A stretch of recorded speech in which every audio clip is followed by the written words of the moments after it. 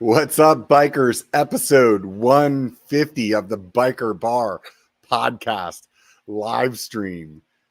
I think that the last time that I did the intro that I forgot my intro, and I kind of realized that maybe right now I might have forgot it a little bit.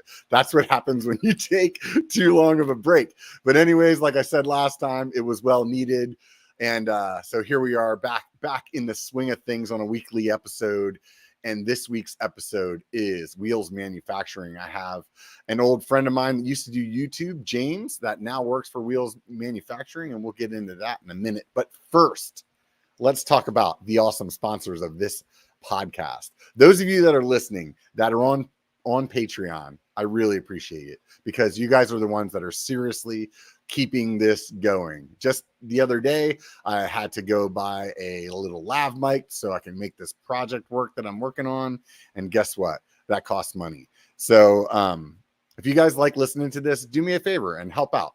Honestly, like if you ever sit down and you're like, man, I think that Robert guy's pretty cool. I'd love to buy him a beer. You could do that monthly on Patreon. Just swing over there, $5 a month, get some stickers, get some extra content. And then this is what I'm going to do right now. Those of you guys that are watching, you'll get to see this. Those of you guys that are listening, use your imagination. But in my hand, I have this B1KER bottle opener, and it is about the size of a credit card, but looks like a little flat beer can.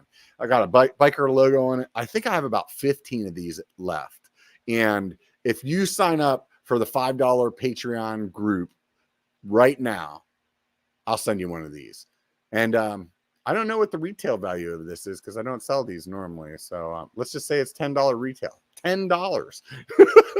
Anyways, I really appreciate everybody over there, and it means a lot for anybody that goes and swings by Patreon and helps support the channel. If you want to do just the bare minimum, you could throw $1 at me. It probably equates to me getting like 37 cents after Patreon takes their fees. But hey, it's the thought that counts. I really appreciate everybody over there. If you want something for free, swing by my Instagram or my Facebook, or you can be at YouTube and hit thumbs up and subscribe and do all those things. Anyways, we're going to get on with the show. Bring James on. How's it going, James? Hey, good. Appreciate you having Wheels on. Yeah, man. Hey, anybody in the live stream right now, can you guys tell me how James's audio is compared to mine? Is he like super quiet compared to me being super loud? We'll work that out right out the gate. But anyways, you definitely sound low on my end. So okay. Anyway, so what have you been up to, man? Riding bikes? Riding a lot of bikes, making a lot of bike parts at Wheels Manufacturing. Yeah, just living life, man. How about you? Obviously making a lot of podcasts. We're episode 150. Yeah, apparently. If you check your settings, there's a thing in there that says like automatically adjust mic volume, and maybe if you untick that, then it'll like let the other slider work right. I'm going to talk for a minute here though. So anyways, I definitely have been like getting reacclimatized to heat lately because holy cow, it is just turned from winter to summer overnight here in Northern California. So it's been definitely a hot mess for me because we had like this like I don't know what the opposite of Indian summer is, but that happened with spring where it was like got super warm. All of a sudden we were like, holy shit, this is what 90 feels like. And then the next week it was like, guess what? 45.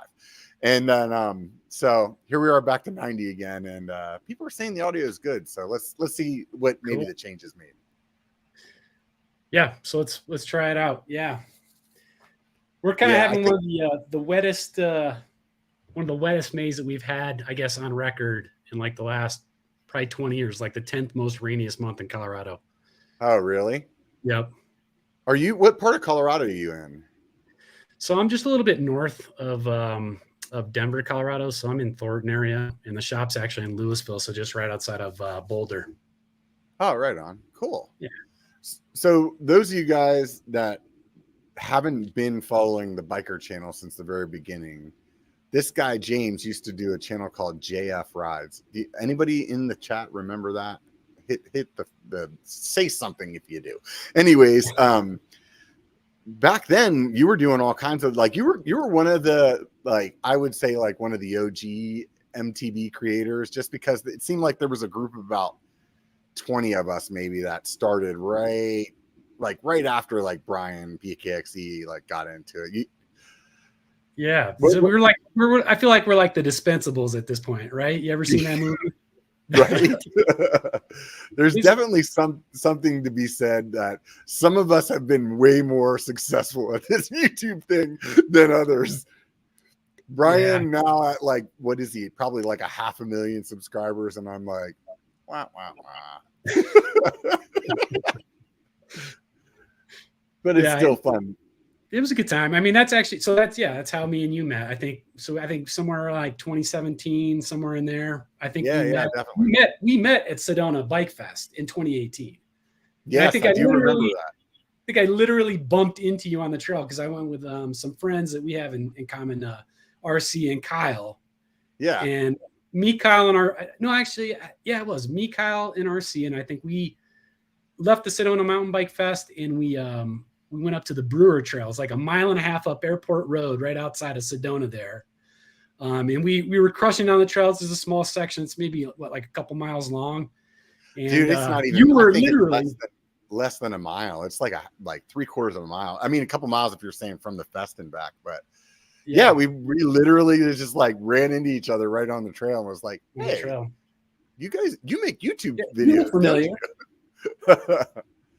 Yeah, dude. Yeah. So that's cool, man. And so is that how you eventually ended up like kind of like meeting Wheels, or is that just unrelated completely? I think totally unrelated was the YouTube content that I used to make. In fact, I'm not even sure if anybody at Wheels even knew that I was making any of that content, but they do now. But yeah, no, I went to work with Wheels at the end of like 2019, just before COVID hit. So before then, I'd kind of been, in another position. It was a state job for about 13 years, and I was really passionate about cycling. It's always been kind of a staple in my life, and I did marketing for my state job, and just the two just happened to pop up at the same time, where interest met opportunity, and I went to work for Wheels doing their marketing, which was a little bit interesting, right? Because kind of right as COVID hit, it was that was a strange thing for all of us, but it was even more strange to be starting a new job and then to have to deal with all of that chaos that kind of happened with COVID. Yeah. Maybe you had just done some like videos on Wheels parts then before. Because I feel like it was like I feel like I remember seeing some content on the channel before maybe it was just a coincidence or something. But I mean, I think I'd always done some of the silly like how to type install videos or something. Yeah. ESI grips or something that I had done at some point. But yeah, nothing for Wheels until I started working for them. Kind of like that's crazy. Like in my mind, it totally like went a completely different way. I have a different narrative for your life. Oh, so anyway, so you've been over there since COVID, and how are things over there? Good. I think during COVID, everybody kind of had to. I think during times of downturns in the economy, the bike industry actually does pretty good, and that's because people have to look for cheaper means to get around, or find cheaper ways to work out or recreate. And so during COVID, that was probably some of our busiest years. I think was in between 2020 to 2022 was it was just grind all the time to pump out new products and new product descriptions and social postings and all that stuff around Wheels products. It was busy. Yeah. Which is funny because the bicycle industry, like when it first happened, like everybody was freaking out because they were like, we're all going to die. Nobody's going to buy anything. It was like, I don't know, like you remember, I'm sure you do, but it was like all the bike shops were like, everybody's going to go out of business. And then like a month later, they're like, oh my God, we have nothing left. And we need this out. We need everything. We need it all. So. Yeah, we did. I mean, that was one of our saving graces, honestly, is if you remember kind of like as COVID started, right? We couldn't get parts anymore because, transportation, shipping containers and things like that kind of all shut down. Companies that were manufacturing a lot of products were overseas and they couldn't produce anymore because their warehouses and their manufacturing facilities shut down. And because, I mean, we're based right here in the US, and we make, I guess we could probably talk about, what all does Wheels actually make, but we make it all here in Louisville, Colorado. So we were able to bypass all the needs to, bring stuff in from overseas. We made it right here. And, we were supplying parts to all the major OE bike brands and bike shops and distributors, and kept parts flowing. So just generally speaking, how would you explain Wheels manufacturing if like you met one, like somebody at a bar and they're like, where do you work? Yeah. So the I'll give you the short version. If you want the long one, we can do that. But the short version is Wheels manufacturing has been around for 35 years. We've always been based, I think, in some capacity out of Boulder, Colorado. So we started off as Wheels of Boulder. We were an independent bike shop with a small machine shop in the back. And, outside of selling bike parts and fixing bikes, the guy who owned it at the time was also a machinist. And he, figured out, hey, I can make some of these bike parts that, people are having a hard time getting, or he's having a hard time sourcing. And I think, obviously 35 years later, the biggest part of the business now is no longer a bike shop. It's a full-on manufacturing facility. Yeah. The irony in all this is it's called Wheels manufacturing, but we do not make wheels, Robert. You guys are going to have to work on that. Yeah. Maybe try to, I'm still listening to the audio and I'm being super crucial over here. If you try to tick that box again, that auto adjusted, I think it's okay at this point. So, and that other one, I think was making it spike a little bit more. Okay. Anyways, those of you that are listening on the podcast, you can like bang on your stereo or whatever it is that you're listening on, your AirPods. Don't hit your AirPods too hard. Might knock yourself out. But I think we got it straight now. So anyways, so originally it was a bike shop and he starts making different parts. I mean, 35 years ago, I can see that as like a pretty viable business because we didn't have the access to things as much as we do now. And, but you guys have obviously, since you were like in early, you were able to really kind of like lock your place in the mix there. So you guys make tools. That's like, I would say one of the first things that I think of whenever somebody says Wheels. So was that just that process just kind of happened naturally, or? So the tool piece, I think, kind of probably came later or more of as a necessity. So, I mean, honestly, we produce a lot of things in house. So anything from cable ferrules, cable crimps, ball retainers, cups, cones, axles. We make a lot of small parts that people would probably never, realize that Wheels manufacturing is making them, but they're on your bike. And so you may even have Wheels parts on your bike that you didn't know you had. Obviously we don't, brand those tiny little pieces, but we make a huge supply. We're probably one of the largest producers of small bike parts in general. But kind of like, some of the buckets that we make, we're known for high quality bottom brackets.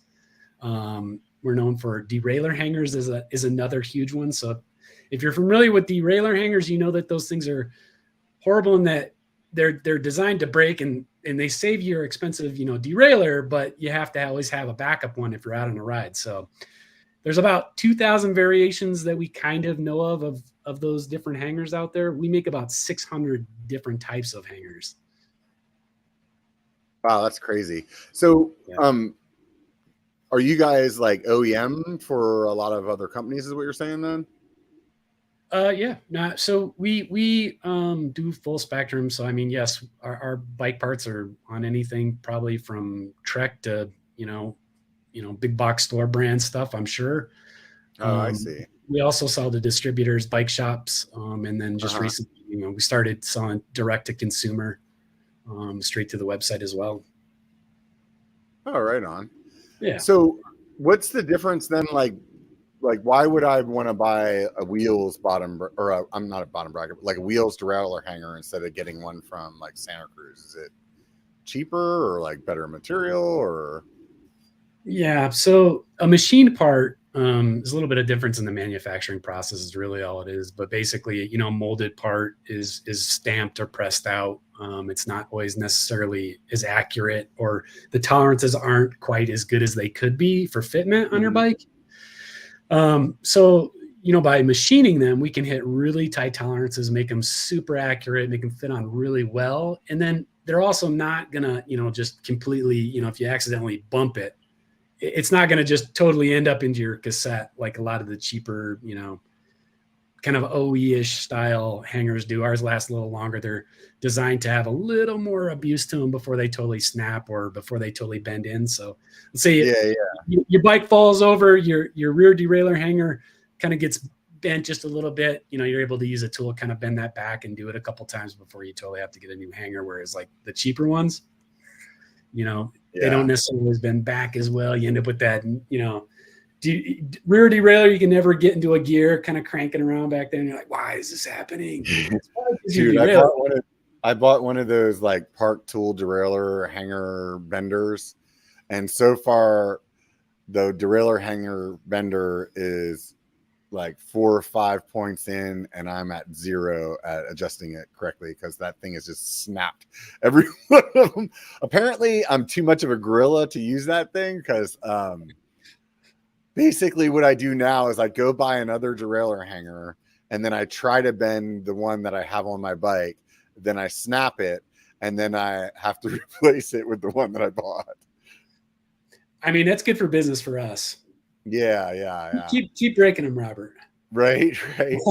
So do you guys you guys have a lot of anodized colors on your website for all the parts. Do you like have different colors and everything in the site, or is it just like particulars?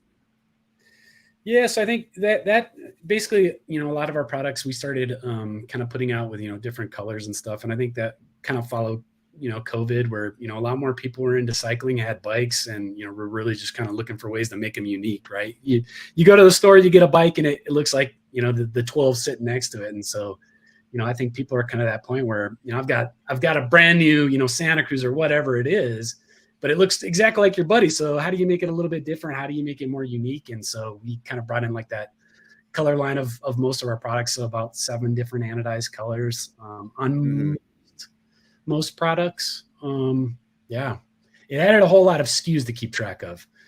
That's the reality on our side, but I think it makes it fun for people. So you guys still do all your own manufacturing then as well?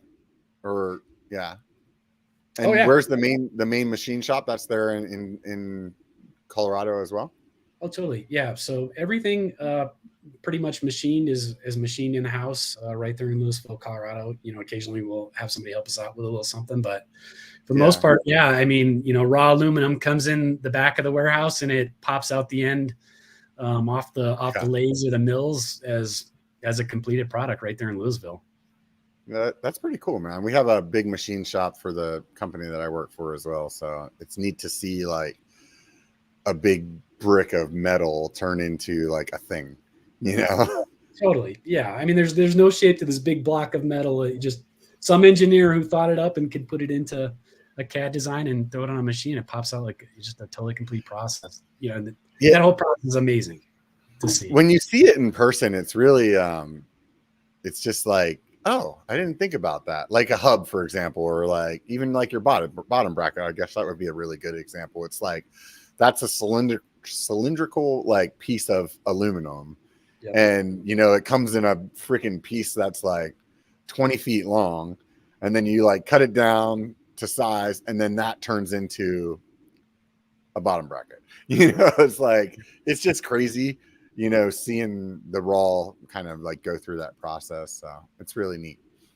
Yeah. I mean, I think the benefits to, kind of having it done local and not having it maybe done overseas where we can't necessarily always QC or something is, when a part goes in, we see it from beginning to end. And so that block or that tube of aluminum, gets programmed by one of the people in the shop. They watch it the whole way through. They're checking it the entire way to make sure it's meeting all like those, tolerances that those parts have to have. And by the time it pops out, I mean, we know we have like that quality part and it's been QC'd and checked. And that's a cool part of, I think having like in-house machining is being able to kind of control all that and knowing that you have a great part. Yeah, totally. Do you guys do your own ano as well? Anodizing? No. Nope. That's we outsource that through a couple different vendors. It's normally that's a whole nother beast, I think. Yeah, totally. Yeah. I mean, I've definitely talked to a few different other companies that are building their own stuff, and then they still like, it seems like that's like a specialty thing where it's like maybe more effort than it's worth to like try to do on your own. Yeah. Yeah. Even with the stuff that we do at the company I work for, we don't do our own ano either. And I'm sure we have guys that are plenty smart enough to do it, but yeah, it is what it is. Do you guys, I saw you guys had some like crazy like ano thing on there the other day. It kind of looked like a galaxy. Yeah. So that was our headset press. Uh-huh. So are you doing any other parts in that color as well? Or it kind of looks like oil slick almost. We kind of have, I mean, we do like occasionally some small batch releases of, parts or tools or something, a couple times per year. And what we just released was, it's called Mystic is what we're calling it. Kind of looks like that galaxy, cloud, something like that. Kind of a finish on these headset presses. And so a local girl who she's actually in Broomfield, just not too far from the shop. She basically does all this stuff on her own. She's like an artist, and yeah, she makes some really cool parts. Right on. Yeah. So I noticed on the main homepage of the website, there's like some different tools and things like that are there, and you can see like a linkage for somebody's frame. Do you guys do that, or is that just like kind of part of the picture there? Like if you somehow screwed up the link on your frame, could you get a new one from Wheels? Or so that's one thing we don't make, but we probably could make. Yeah, I mean, I think what you're looking at is probably on our homepage is that slider banner that has the shop. Yeah. It's sitting on there. We don't necessarily do the linkages, but we sell the bearings. We sell a lot of the suspension tools to pull those bearings out of that. So like if you're ever gonna, go and take all the bearings out of your suspension on your bike, we probably got like the different drifts and extractors and presses to put those things back in that you need. But the linkages themselves, we probably could. I mean, maybe that's something we should look into since you eyeballed that. You guys could be the next Cascade, right? Yep. So with the like presses and the pools and whatnot, maybe you can explain that process to somebody on how that works, because I think that's one of those things where a lot of people are like, man, that's too much for me. I'm going to take this thing into a shop and let them deal with it. But I feel like it's probably not too difficult to like use the tools that you guys have to do it. Well, I mean, I think you're right, Robert. I think, I mean, you can always go to a shop. And I mean, I think, for most people, if you're not totally familiar with what you're doing on your bike, you should definitely have like a professional mechanic, put their hands on it and make sure everything's right. But I mean, with things the way they are, you can go on YouTube and find out how to do just about anything. So yeah, you could essentially, like, let's say, you got creaky bearings in one of your suspension pivots and you want to pull it out and put a new one in. You could totally come to our website, look at the bearing numbers on your bike and figure out which bearing you need and buy the bearing, and then also buy the extractor based off of that number, and then buy the press and the drift to put the new one back in. I wouldn't say it's necessarily a hard thing. I think it's one of those things where, like, if you're going to try it on your own, it's probably good to have somebody who's done it before. Kind of knows what they're doing, walk you through it. But yeah, I mean, maintaining your bike is something you should do. I think it's something that probably a lot of people probably don't do. Yeah, I think most people just ignore it until it's like not working at all. I mean, at least that's what I do. I'm like, I mean, just recently I was trying to track down some creak that I was having on my bike. And so of course I'm like taking everything apart, and I got to some of the bearings that were in the linkage, and I was like, dude, this thing is barely moving. Like this is horrible. No wonder everything doesn't feel good. So I think there's some brands that will replace the bearings for free, like Santa Cruz, but like that doesn't cover that's just the bearings though. They won't actually like do the labor, you know what I mean? So when you said you guys sell bearings, are you like reselling somebody else's, or are you guys making the bearings? So, yeah, it depends on what bearings. I think most of our bearings are enduro style bearings. So Mm-hmm. we don't necessarily make them; they're just good quality bearings. Yeah. Okay. So Trusted you guys bearings. just basically have the good stock of it all. Yep. We it's kind of a sell through item for us. I mean, obviously, we make most of the products that'll fit. Bearings by themselves are pretty standardized as far as like Yeah. what sizes they are and what ratings they are. Is like ceramic, and then they have different levels of bearings. I won't get too deep into the bearing thing because that's a whole nother rabbit hole that we go down. But yeah, I mean, we definitely have them. If somebody wanted to do it, and they felt comfortable for it, I mean, they could easily just, either go to the website, wheelsmfg.com, and find what they need, including the tools. They could also order them. We have customer service. So if you kind of, run into a bind where you're trying to do it and you have a question, you can usually, get a hold of us, at least if nothing else, you can send us an email and we can kind of get back to you and say, well, try this, or point you back to your local bike shop. Mm-hmm. But yeah, totally. So with your bottom brackets that you have, they're all kinds of different colors and stuff like that. And you have a bottom bracket finder on your website as well. That just helps people to be able to like figure out which one they actually have. Yep. What was I going to say? Shoot. Oh, so like when something new comes out, how long does it take you guys to like replicate that? Or do you maybe not make everything like when SRAM came out with Dub? Is that something that you sell as well, or? Yeah. So you brought up a really good point, Robert. So yeah, with the bottom brackets, we carry a ton of them. There are a bunch of bottom bracket standards, probably like, I don't know, at least 13 or so different bottom brackets standards. They call them standards, but the running joke in the industry is everybody says they have a standard, but nobody has like one standard. Everybody has like 20 different standards. So nothing. Yeah. The standard is make your own. Exactly. Yeah. So yeah, when somebody comes out with a new standard, whether it's, dub or, 30 millimeter or whatever, eventually, people are going to need bottom brackets to, for that spindle size. So we'll go in and, obviously update our product line by, putting out a bottom bracket that can accommodate, whatever it is. Maybe the next one's a 35 millimeter spindle. Who knows what's next, but yeah, totally. Got it. So like on some of these ones where it's like cups, and I haven't had one of your bottom brackets before. So like with SRAM ones, in between the two cups is usually like a plastic piece. Is that still plastic with yours, or is it machined as well? Yep. So bottom brackets, especially like that come OEM on your bike. So it could be like a SRAM, it could be a Shimano, it could be something else. It's an OEM style, and typically they're pretty good. The bearings in there are decent, and they'll get you going, and you'll use them and you'll be just fine. The problem with a lot of those is that those bottom brackets aren't serviceable. So the bearings inside those bottom brackets are a wear and tear part. And so over time, they're designed to break down. They don't last forever. So that's a part that you will replace on your bike.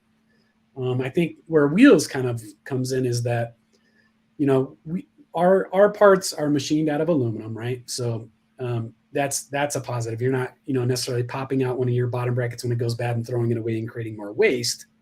You're putting in one of our bottom brackets, and it's aluminum cups. So those will get pressed in and they'll stay there. The other benefit is that where like those OEM styles, they're designed so you can't get into service the bearings.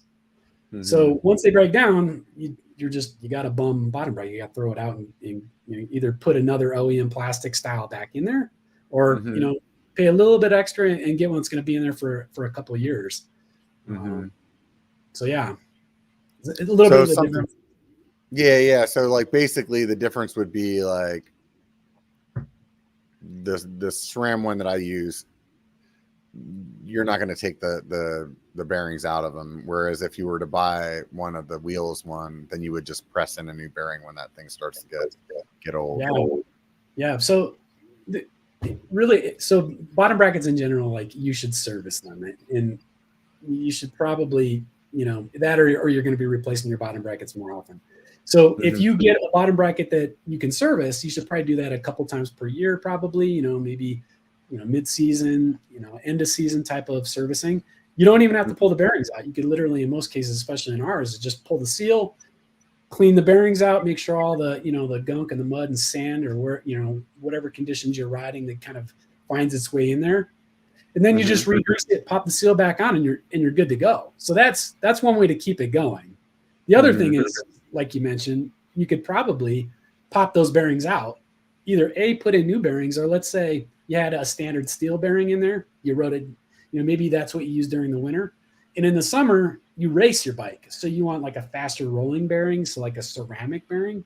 With a bottom bracket like ours, the aluminum cup. So you can literally just pop out the old steel bearings and then press in, your ceramic, faster, smoother rolling bearings for the race season. So that's kind of another added benefit. Is there some kind of secret to popping that seal off? I got like a little pick set. I think I'm pretty much, the last time I tried popping the seals off, I was like, I feel like this is not going to be as good as it was before.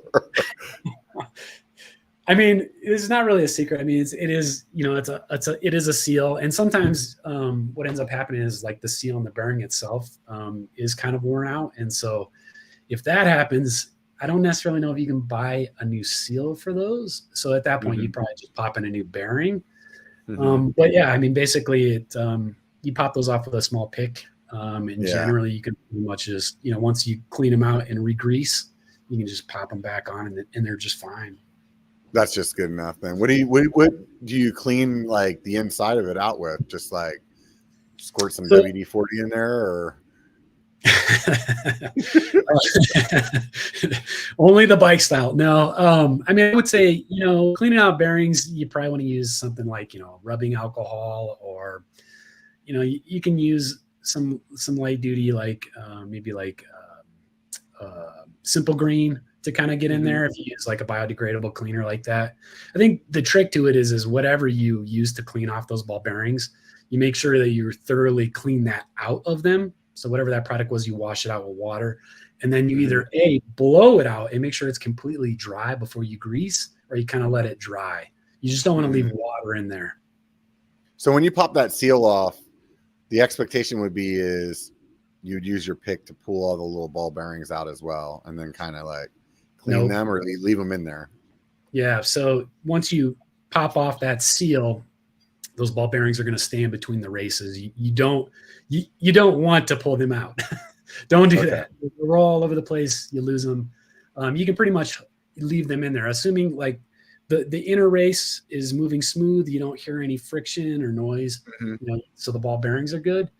You just leave them in there. You don't necessarily need to pull them out. And I'm not an expert everyday bike mechanic, so there could be somebody on this podcast that say this guy has no clue what he's talking about. But I would say is, if you're gonna be messing with your bearings and you don't feel comfortable with it, always start with your bike shop. Go to that promo. Yeah, definitely. Have them double check, either what you've messed up or have them check before you do anything. Just ask those questions there. Those guys see it day in and day out, and they know what's going on. Yeah, I'm just going off of like, I would have never popped that seal off. And recently, like a friend of mine had some kind of issue. He went to the shop. The shop guy did exactly that, right? He popped the seal off, fixed whatever his problem was. And I was trying to like chase down that creek on my bike. And, the best time to do that is like an hour before you're supposed to leave for some ride that you're meeting a bunch of people on. And that's when I decided to do it.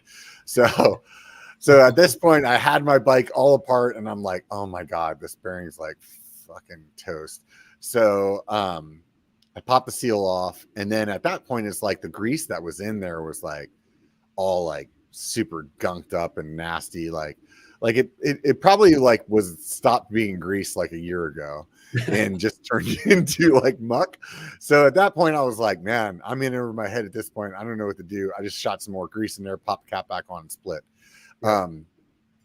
But so I feel like the knowledge that you're giving is better than the knowledge that I had. If nothing else, don't use this as a tutorial to do your bearings, but take this as like, hey, this is an opportunity that, yes, you should be having your bearings and your bottom bracket maintenance. And like I said, Right. I typically take my bike to my local guy, and he's a local bike shop right here in Boulder, and I just let them do it. He knows my routine. We normally will set up at the bike shop. It's like, I'm going to come in at the beginning of the season. I'm going to come in at the end of the season. And he just, he gets in there, cleans out the bottom bracket, does that normal thing, and gets you going and out the door. And you don't have to worry about it unless you really enjoy that. I mean, I would just say, whatever you do, make sure you get your bottom bracket serviced a couple times per year. And, it depends on conditions too. Like if you're riding in a super, wet, muddy environment that's humid, you're probably gonna have a lot more mud and gunk and water that's gonna make itself in there. And so you might be having to service your bearings a couple extra times. Maybe it's once per quarter, or could even depend on how much you ride. If you're a pro athlete, you're gonna certainly put a lot more tear on those bearings than somebody who just occasional weekend warriors his bike. So yeah, I typically go with the ride it until it's so freaking bad that you have to replace it. Just ignore everything. Oh, I can't. No, don't do it. Don't do it, Robert. I'm sending you a board back to this. When I'm like, I feel bad for my friends, man, because like we'll go on a ride and it'll be like, man, that squeak is really annoying. I'm gonna fix that tomorrow, or I'm gonna fix that when I get home. And then I usually do that for about at least 6 or 7 rides until I'm actually so annoyed with it that I actually do try to fix it. And then who knows how long the fixing it process takes. But unfortunately, I'm that guy in the group. Yeah, I was gonna say you don't want to be that guy that has to listen to the creak and squeak all day long by yourself riding your bike. But don't be that guy when you go on a group ride that it makes everybody else listen to your creak and squeak for 2 hours. Yeah, believe me. So what I do when I'm by myself is I just turn my music up and then it's fine. Everything's fine. Just ignore it. Yeah. It's pretty much how I do it. The worst is whenever you ignore something for so long and you're just at the point where you're like, okay, I'm either going to choke somebody, and I guess it's going to have to be me because I'm the one that's ignoring it, or I'm going to fix it. And then you go to fix it and it's like literally like the easiest thing ever. Like here's a good example. Man, my shifting is really horrible.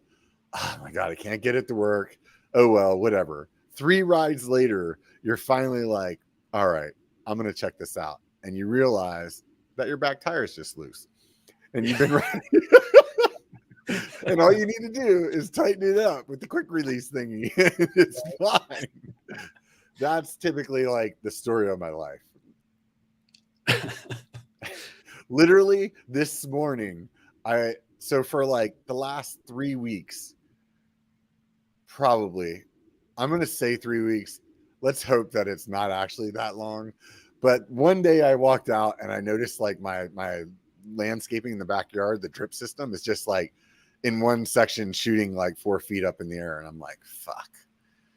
This pipe is like not the pipe, but the little hose thingy is like, must have got chewed on by some animal or something like that. It's all screwed up. I'm gonna have to run the new thing. I don't want to deal with this. So like in the back of my mind, I'm like, well, it's only running 3 times a week. So if I ignore it for 3 times, like it's not too bad. But then I'm like, oh man, the plants are going to start dying. I need to get to this. So finally today I go out and I'm like, all right, I'm going to go take a look and figure out what's going on here. Really all that happened was the little thing that like controls the flow, little like flow doohickey just popped out. And it took me 3 seconds to push it back into the tube and it was fine. So this goes in all aspects of my life. Hopefully my wife doesn't listen to this podcast because she's gonna be like, right. My lemon tree died because you're freaking lazy. So Robert, do you work on your own bikes or do you use a shop? What's kind of your routine? I like 85 to 90% of the time work on my own bike. There's some certain things where I'm just like, I'm too cheap to buy the part. So one of them would be the presses that you were talking about. Yeah. Because like to get a whole set of presses, what is it, like $300? Yeah, I mean it depends. So we make a pro line of our tools and we make an essential line. So essential line, I think most guys or people who want to work in their, garage on their bike can, get a good tool that's, going to last them a lifetime and be legacy handed down to, your family members. It's not too bad. It gets you just what you need and not, the whole professional kit. And then, obviously professional kit. Yeah. Those could be up to $300. So what's that like essential line cost? It depends. I mean, those things can vary anywhere from like $100 to $150. It really depends. So that's not too bad then. No, what press kit we're talking about. That's an investment. So if you're somebody that's take up, working on your bike, I mean, you might save some money in the end, paying somebody else to do it. So get a good tool to start with. It's going to last. I mean, I know you've got one of our press. I've seen it in one of your social posts. Yeah, I do. It's like hanging right up there. I bought that for a headset. It's a headset press. And to be honest, like your prices for your presses were like way cheaper than some of the other stuff that's out there. We won't throw any names out, but so to me it was like, all right, well, this seems like a good idea. And then the next bike that I bought didn't need the headset press anymore. So I don't even know if I've ever actually, I might have used it once, but I got it for life. That's true. You can start renting it out. Yeah, I should. But I wonder if they have like a tool share platform. That's your $1 million idea right there, Robert. I know, right? Retirement. Yep. I feel like knowing me, I would spend more money on developing it than it's ever going to make. So, but the bearing press. So I mean, I only buy like Santa Cruz bikes, and so I don't have a clue how the rest of the world actually does things. So Santa Cruz changed their frames so that you just drop the bearings in. Like you don't have to have like I don't know what that is even called. What is that? Like not a press fit. It's just like you just drop the bearing in the frame and then it has like a little cap and you're like, whoop, that's it. You're done. So it doesn't need to be pressed in or anything? No. So most bikes don't do that, huh? No, I think most bearings, are pretty tight tolerances, and that's what holds them in there is generally the being pressed in and held. Yeah. And some of those linkages. I could see that some of those could just be drop in. Yeah, it's really interesting. So, anyways, I think this might be the year that I start riding some other bikes. So, everybody that watches my regular channel, keep your eyes open because shit's about to change. So then I'm gonna need some presses, man. I'm gonna start using my headset press again. Everything's gonna be good in the world. Are you doing like a frame up build, or are you buying a complete bike? So this is the deal for me. I have been riding long enough that I don't feel like I can buy a bike from a traditional company and like it'd be worth it anymore, because I have so many opinions on what parts that I like that it's like, I'm going to use Santa Cruz as an example, but I mean, I think all your big box, like bigger companies like Pivot, Santa Cruz, Trek, Giant, whatever, they have their builds, right? And like, to me, when I look at those builds, all I'm looking at is like all the parts that I'm going to switch no matter what. Like, let's just say I want a GX Axis, and the GX Axis build comes with a Fox dropper. I'm like, well, first of all, that's going to be like a 170, which I don't want. So I'm going to go buy a 210 one up, and the handlebars are going to be whatever. I'm like, nope, I like these one up handlebars. And then obviously like all those things, they just start to like add up where you're, instantly you're like, well, why did I buy this whole bike if like it's just a bunch of parts that I don't want, like, oh, that build also comes with aluminum wheels. There's no way I'm riding aluminum wheels. And so I'm going to get carbon wheels, right? And then it's like, well, their carbon wheel upgrade is going to give me hubs that I don't want. So it's like it's just pathetic. So I think that for me, it's like from here on out, it's pretty much like get a frame or go to a company that has more of an a la carte build where like, and you're starting to see a lot of that with these direct direct consumer kind of brands. Like Fazari will build whatever you want. Common Sol will build whatever you want. I'm sure there's a bunch of other people out there that are doing the same thing. I think like the Trek 1 or something like that, their customized line, like you can go through and pick out, like the colors. You can actually pick, to have a wheels bottom bracket put in there. Oh, really? Yeah, I mean, customization is huge. I didn't know that Trek did that. That's really interesting. I'm pretty sure. Yeah, I think it's like Trek 1. I want to say, not totally familiar, but yeah. Right on. Guess I'm gonna have to go talk to Joey Trek and see what I can do over there. Have you ever ridden a Trek? I've had a couple Treks, over the years. Yeah? I think I had a Trek Amanda road bike for a while. I think I had a Trek Slash for a little bit. Yeah, pretty good stuff. I think I've ridden one like once. I don't even remember. It would have been like, didn't they have like a fuel or something like that? I feel like I might have ridden one of those. Yep, the fuels. Back in the day. Yeah, I don't really know much about them, to tell you the truth. So this year I really, really want to spend more time like trying different stuff, and we'll see what happens. Because I don't know, man. I feel like there's so many good brands out there, and also, like, to be honest, like review videos do well. So I think that I'm gonna try to see how that goes this year. And I don't know. I tend to be like super brand loyal though. So it's like, I feel like whatever brand I pick, that's pretty much all the bikes I'm going to have. So right. I'm looking for brands that make all the bikes that I want. So I need a short travel, a long travel, a hardtail, and a gravel bike. That's all I'm asking. Okay. You ride a lot of gravel, don't you?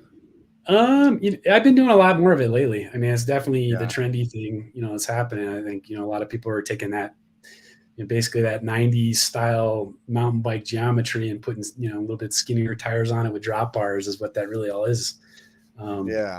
People will probably hate me for that, but essentially it's kind of what it was, back 100%. In the 90s, that geometry was kind of there, and you'd ride your bike, on dirt roads and, adventure.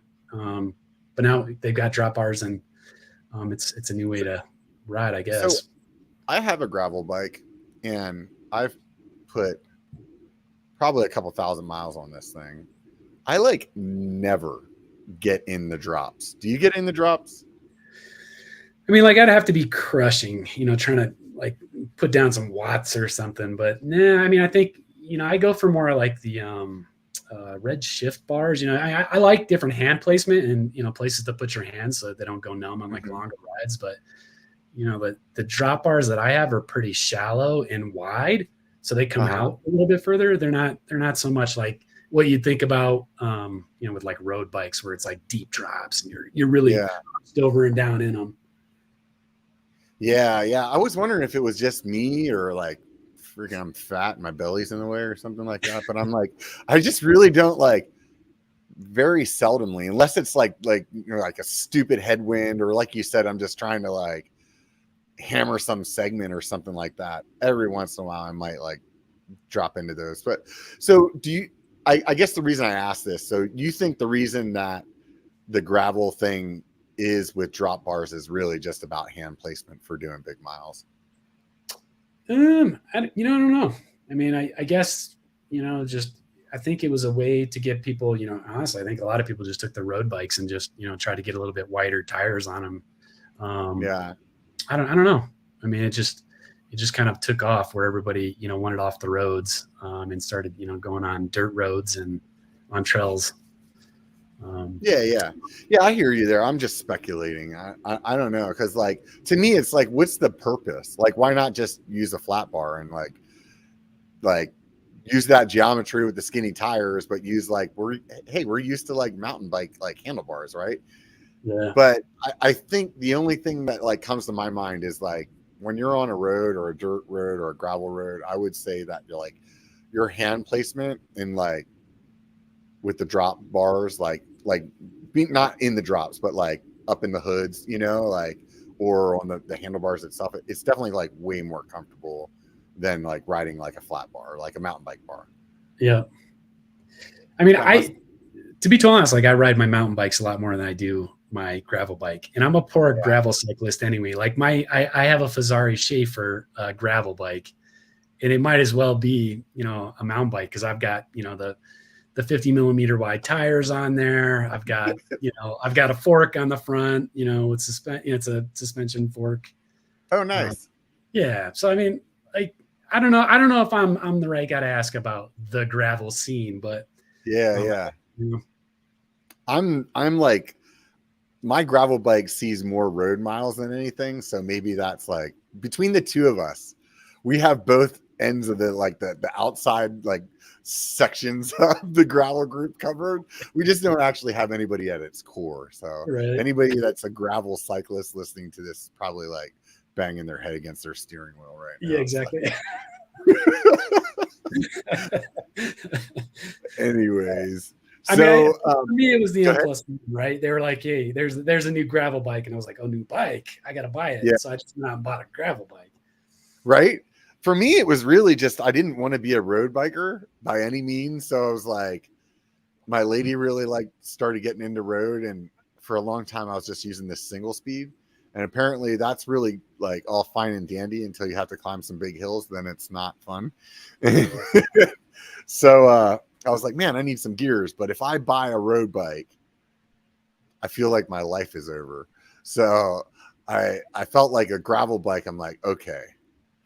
And honestly, I really like because I'm not a dedicated road cyclist, I like that ability to like, hey, there's a dirt road right there. I'm going to freaking go down that for a while. And oh, there's a little flowy single track that I know isn't like super technical. Like I'm going to hit that, like, screw it. That's fun to me.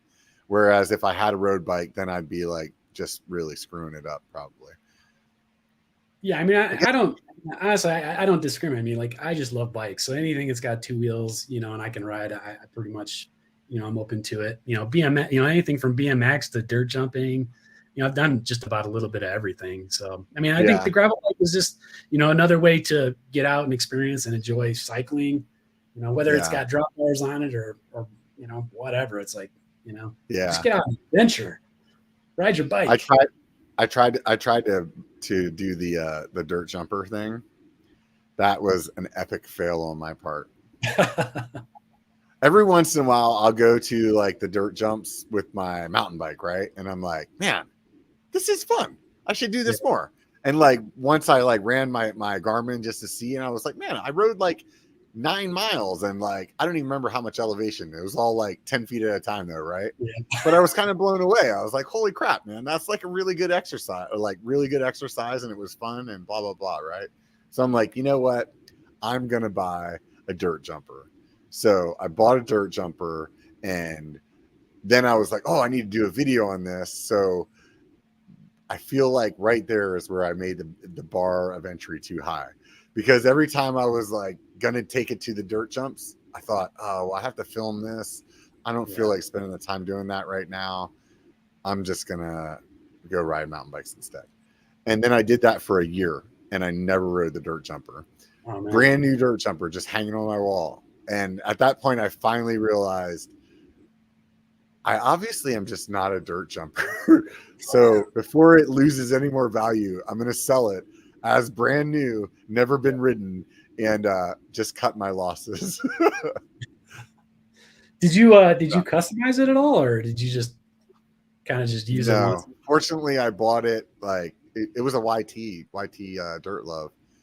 It was a really cool bike. It looked rad hanging on my wall, dude. I really wanted to ride it, but so nice. Yeah. So it was like a really expensive piece of artwork for a year. So I think maybe what I should do, like what I was originally trying to do, was like just build something like super cheap. But I have this like bike problem where I escalate something super cheap into something super expensive really quick. Yep. And that's what I did there.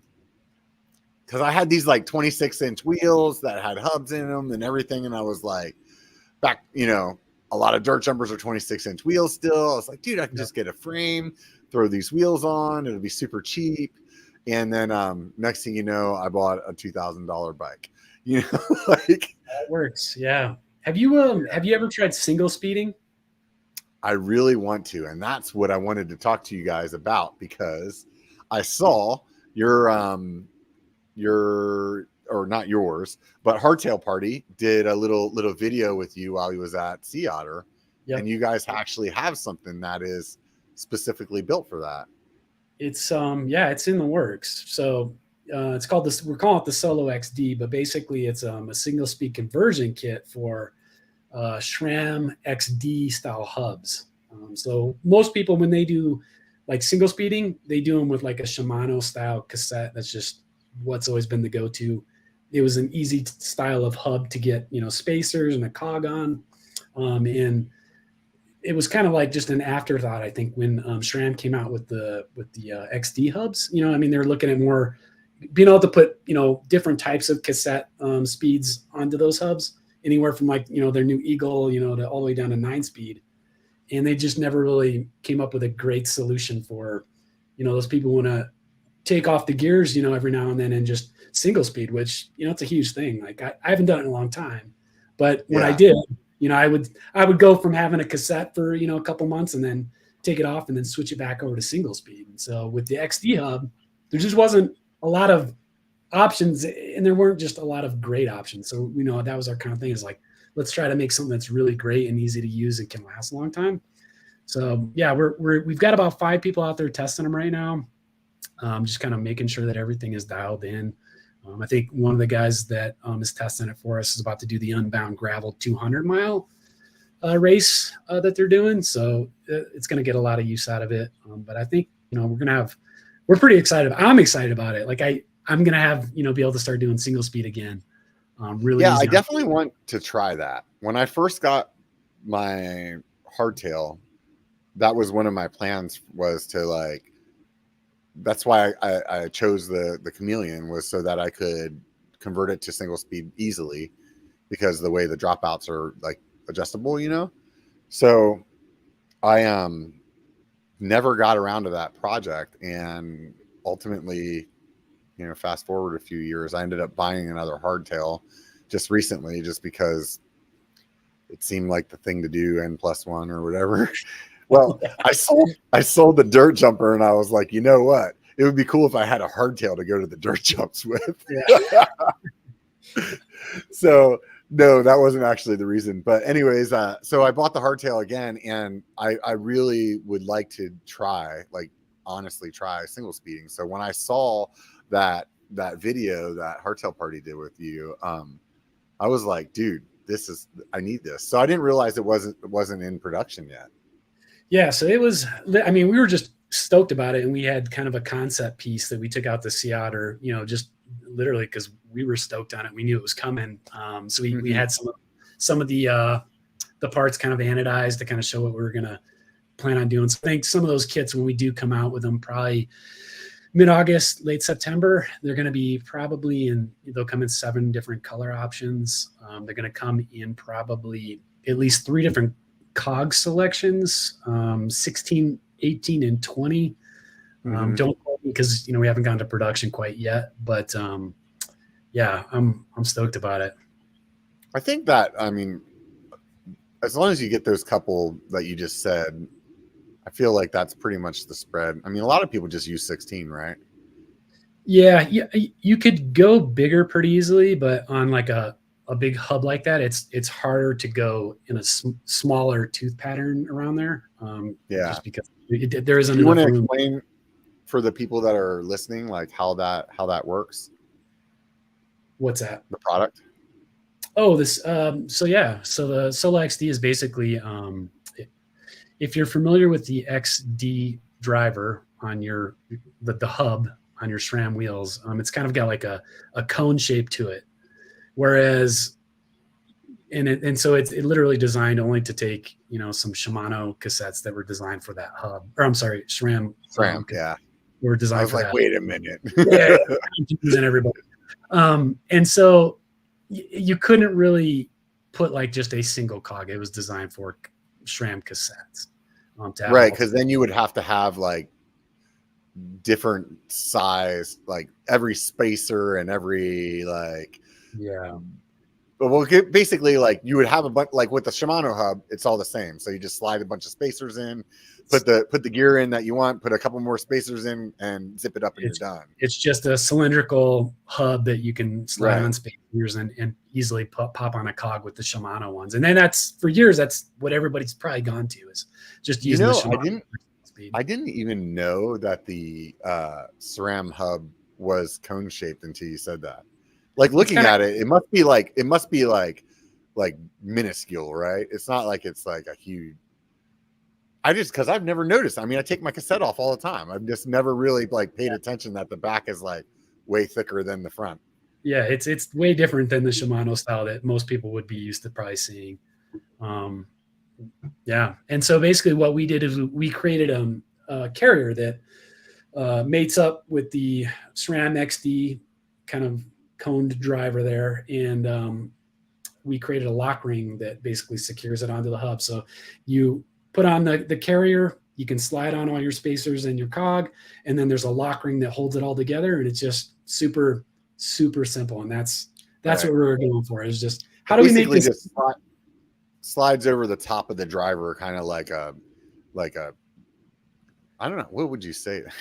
Everything is it's one of those things that would probably be easier to show on video than to try to tell people about on the podcast. But yeah. So just think about it like this. If you were building a sand castle and you dumped your bucket full of sand upside down, and you lift the bucket off, and then there's your castle underneath, right? Well, this thing slides right back on like the top of the bucket on the sand castle. So yeah, there you go. Yeah, just slides right on. Then you can put on your space in your cog. So then the lock ring then uses the threads that you would normally be screwing your cassette into, and then that presses against this like sheath, let's just call it, and then holds it and whatever spacers and whatever gear that you have like all in there. Sprocket or gear. Is that a sprocket or a gear? I don't know which one's which. Isn't there a difference? We'll go with either, whatever you want to call it, Robert. Yeah, you're like, James is like, I'm not answering because I think I'll be wrong, and then all my friends at work. Yeah, right. Not a cog. Yeah. I remember reading something recently about like the difference, because it was like somebody complaining about like in the BMX industry, like they call up front a cog, but in like mountain bikes we call it a chain ring. Yeah. And they're like, I don't understand why. And so I don't know. Anyways, I'm sure somebody semantics. Yeah, right. I'm just here to butcher the English language, so don't worry about me.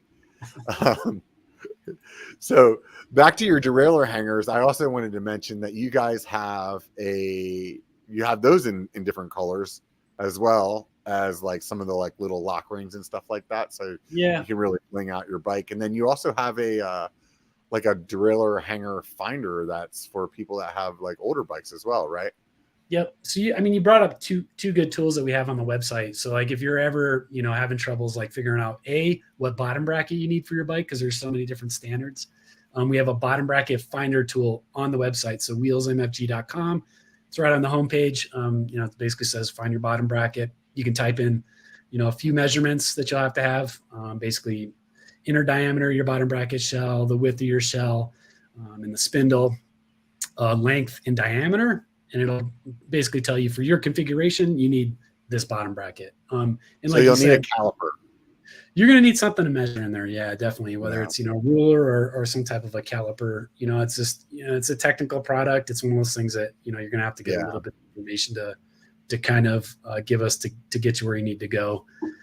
Just letting people know so that they're not thinking that you're going to go in there and be like 1995 Cannondale Jekyll, and like be able to find out what it is. So you're definitely going to have to do some measurements.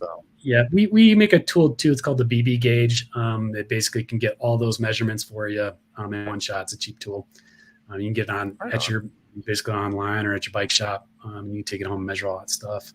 But the hanger tool, like you were mentioning too, same thing. It's on the website, and you can just go there and basically pop in the model and the brand and the year of your bike, and it's a growing database. And like I said, there are it's got well over 10,000 different, model, frame, and makes in there. So there's a potential that it, maybe we don't have your bike in there, but for the most part, we've got all the angles covered. You're going to type in your make, model, and year. You're going to figure out what hanger you need. If it doesn't pop up, you can always easily send us an email or just give us a ring. And we can see, maybe we just haven't added your bike to that database, but it's insane. Like there's just so many bikes out there and so many different hangers that every bike manufacturer use that, it's just always growing. You guys have a derailleur hanger wall chart even. So if you want a poster of all of the derailleur hangers, you can get it right there. Yeah. It's I think this may be the last year for that thing, but we've been doing that basically since we started making hangers. Every year we would put out this hanger chart that had a picture, life-size picture of each hanger, and so the bike shops would get them and hang them up, and they could literally say, well, I've got this hanger off my customer's bike. I can kind of eyeball it off the chart there and see which one it is. Oh, nice.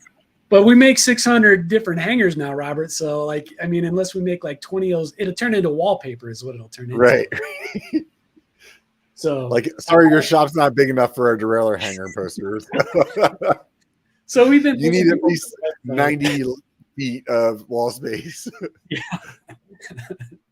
So I think we had to retire that. We were killing too many trees making those posters, but you can always go to the website if you have questions about what derailleur hanger do I have on my particular bike and kind of figure that out, especially on some of those older models. With COVID, everybody kind of drug out the bikes from the garage and knocked the dust off them and got riding on them again because they needed a way to kind of exercise. They couldn't go to the gym or use the bus, and so we had just a ton of people they would call us, and I've got this 1980s stump jumper, right. Can you tell me what I have? And we had to do a little bit of research on a lot of those, but a lot of that stuff made it into the database. So we did the work for you. All you got to do is go in there and kind of poke around. You'll find out what you need. Well, I imagine you guys have been around long enough that once you've machined that part, it's not like you have to continue to make that part and for the rest of eternity, but you do have the ability to make it. So if there's something that you don't actually carry stock of, I'm sure you guys have some kind of one-off situation where you can be we can freaking bang one of those out. So the truth is we try to keep a stock of basically if we've manufactured the hanger at some point, we try to keep some amount of stock on hand, because at some point some shop, some guy in Italy whose Bianchi broke down and it's in the 70s, he's going to need that hanger, and we like to have them available. So, if a shop calls a pinch or somebody's got a race the next day, it's we want to have that. It's probably easiest to just my assumption would be you have something like this. You have some kind of inventory management system that tells you, hey, we would like to have 50 of these, and today we have 49. So now it's time to do another batch. And because of that, then you have to set up your machine with the right tooling to make that part and everything like that. So it's all right, we'll just bang out another 1,000. And if this lasts for the rest of the life, eternity, then that makes sense for the size of the bulk material that you have to get. Would that be accurate? Yeah. And it sounds, you work in manufacturing. That's, I'm sure it's probably the same for you guys too. If you're making widgets or parts or something, you kind of have, a list of things where, you're keeping track of inventory, watching for it to hit a certain level before you're okay, we gotta pump some of these out. So the whole process of, going and setting up the machines and then pumping them out kind of happens, based on the need. But honestly, we just, I think ultimately it's we have these products and these people, these derailleur hangers. That's, if you don't have it, you can't ride your bike. And so, we take that with a grain of salt and understand, we have these parts, let's always keep them on hand. So if somebody runs into a pinch, they can get that hanger when they need it, I would imagine the manufacturers themselves don't carry those parts forever either. If I had my 1995 Cannondale Jekyll that we were joking around about a minute ago, if I call it Cannondale, they probably don't have it. They're probably dude, you need to buy a new bike, man. No, most times you're going to have that OEM, bike manufacturer saying, hey, call Wheels Manufacturing. They probably still have it. Yeah. We get a ton of those calls. Yeah. That's interesting. Yeah. I never really thought about it in that aspect. I don't even know how far back a bike company would carry parts for, you know what I mean? It's I would imagine it's probably only within 10 years or less, probably. Yeah, I mean, especially like bigger brands, that pump out, how many models per year of bikes, Right. how long are they really, those bikes go away? How long are they going to sit on replacement parts? And I think a lot of them probably rely on companies like Wheels, who, manufactures a lot of these smaller type parts to kind of keep them going. Yeah. That's really interesting to think about, I didn't really these are the things that I enjoy about these podcasts, is they get you to think about some aspects of the industry, or things that you as a normal user, just kind of you take things for granted. In my mind, I would just think, hey, I should be able to call Santa Cruz for a derailleur hanger, no matter what year my bike is, because they're the ones that built it, right? One would think. Yeah, totally. I mean, I think that's kind of the reality is, somebody's got to kind of keep some of these parts going. And I think, Wheels have been doing it so long that we're just kind of known. I mean, if you need a derailleur hanger, you're going to Wheels Manufacturing. That's just, just kind of how it happens, especially aftermarket. So I'm going to ask, if you guys don't make this, you really should. Do you guys have some kind of machined piece that I can be oh, this is an M6 with a 1-inch thread pattern on it, and just screw it in there and figure out what screw it is that I need to that's specific for bike stuff? Because you can measure thread pitches and things, the thread pitch, or even what size bolt it is. Sometimes you'll snap a bolt, or you'll have 3 of them and you need 4 of them, and you're shit, dude, I don't know what size this is to And if you go to Home Depot, for example, maybe they don't have that size, because bikes have real odd sizes for things. It's I don't know. If you buy a tool set, you'll never get an 8 mil wrench, but that's what you need to change your brakes, right? So if you had that little bolt and you're dude, what size is this? You wouldn't be able to know. It would be hard to come up with. You know what I mean? Yep. No, I think you're totally right. We were talking about standards in the bike industry earlier, and then, with bolts, that's a big issue, is that every bike has different bolts, than the next. And so it's different lengths, different threads, different, types. So we actually carry a ton of that stuff. We manufacture some of it as well. So if you're ever missing a bolt from your bike, the chances are you're going to probably find it on the website. We do, and it's a good thing you brought it up, is so we are making a new, what we call a ruler board, that basically has the different styles of the bolts and the different bolt patterns, that you'll actually be able to unscrew the bolt, screw it into your bike to see if it fits, or vice versa. You have the bolt from the bike, you're gonna be able to say, oh yeah, that's M6 thread, or that's 8 millimeter. So yeah, that's small bits and parts. That's a huge part of our business too. That, and that's one of those parts that we don't brand or anything. Is you're not going to find a logo on it, but when you're looking for it, you're where do I find this? Do I go down to the local hardware store?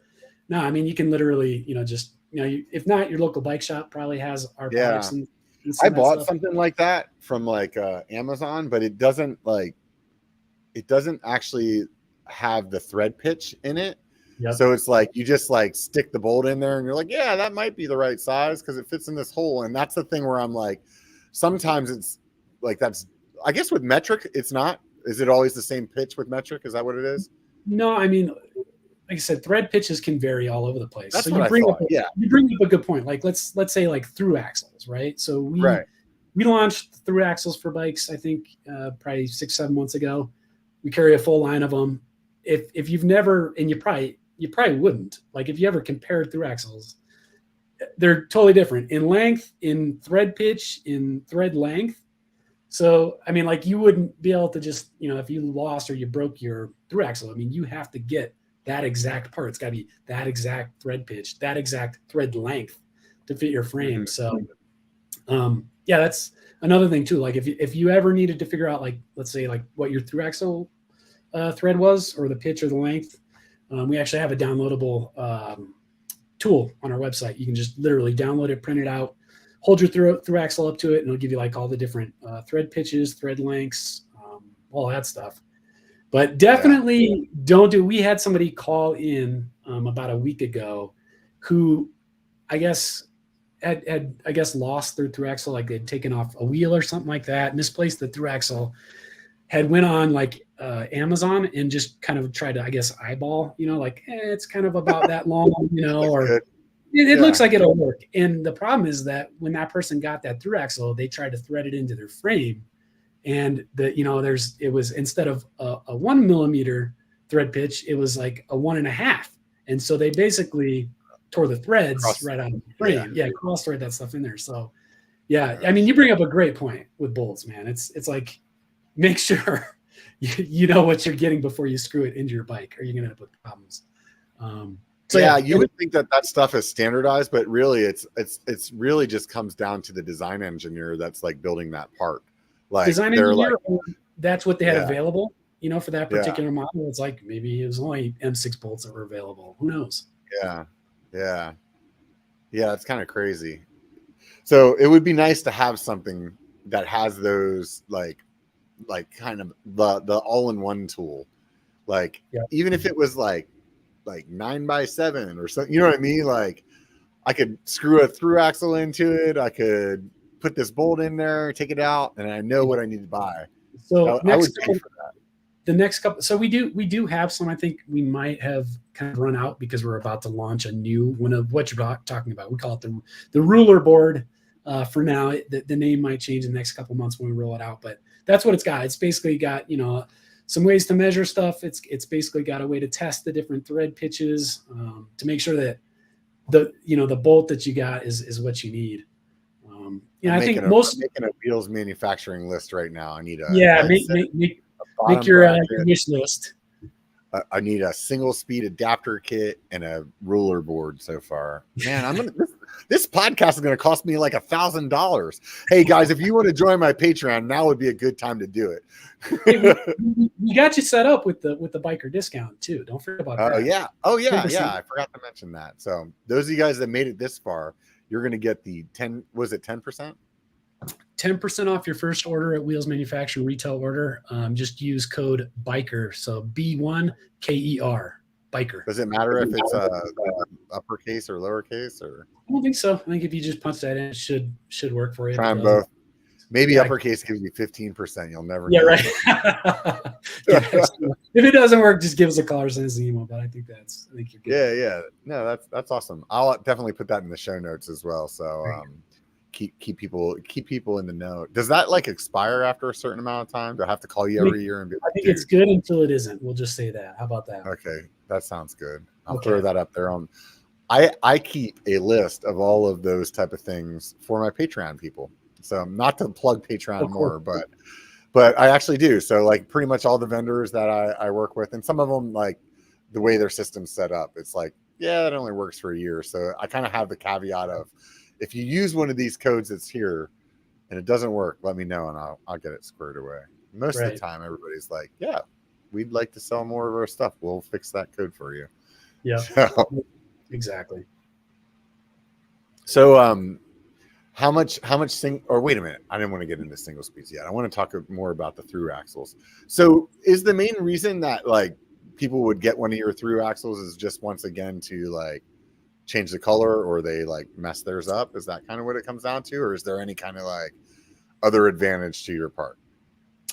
So our through axles are priced pretty competitively. So, I mean, they're a great price. So if you need one, it's a good place to start. I mean, they're made right there in Louisville, Colorado. They're made out of 6061 aluminum, I believe. And they're quality. So basically you have 5 millimeter hex on both sides. So let's say a side gets damaged, you wreck your bike, you can use either side to get that through axle out. Some through axles don't have that. The other thing that you can do with ours is that we have these through axle caps. So a lot of people will anodize the entire through axle, but you never see that color. I mean, you only see what's on the end. So instead of anodizing the full axle, we basically got through axle end caps. So you can customize it, I think, in 7 different colors as well. Add a little extra bling onto ours by just adding these end caps that pop in, kind of give you a little extra bling on them. Right on. We got full selection. So is yeah. most bikes. So if you're thinking about changing some blingy stuff on your bike, Wheels Manufacturing is the place to go, huh? I imagine you guys do like headset spacers and stuff like that as well, like other little rings. Yep, headset spacers and top caps, kind of a new one. We kind of offer like the classic one where you kind of have like the stem bolt that goes to the top, and you can kind of see it exposed. And then we also have like what we call the Pro line. They use like our stack right technology, we call it. So basically the spacers are channeled so they lock together so they don't, end up misaligned, especially for people with like OCD like me. I hate seeing, spacers that don't line up just right. And then you're speaking my language, man. Don't even get me started on the OCD. It's the little details that just drive you nuts. So the stack right thing keeps the spacers lined up, looking good. And then on the Pro line, we have a flat top cap that basically, you can't see the bolt, so it attaches to the stem bolt and gives you like this clean, flat look on the top. So a little bit nicer look to it, a little cleaner than kind of like the classic headset spacer top caps that you're used to. You know what? You should go tell your engineer to make tomorrow. That I think would be very well received, at least by me.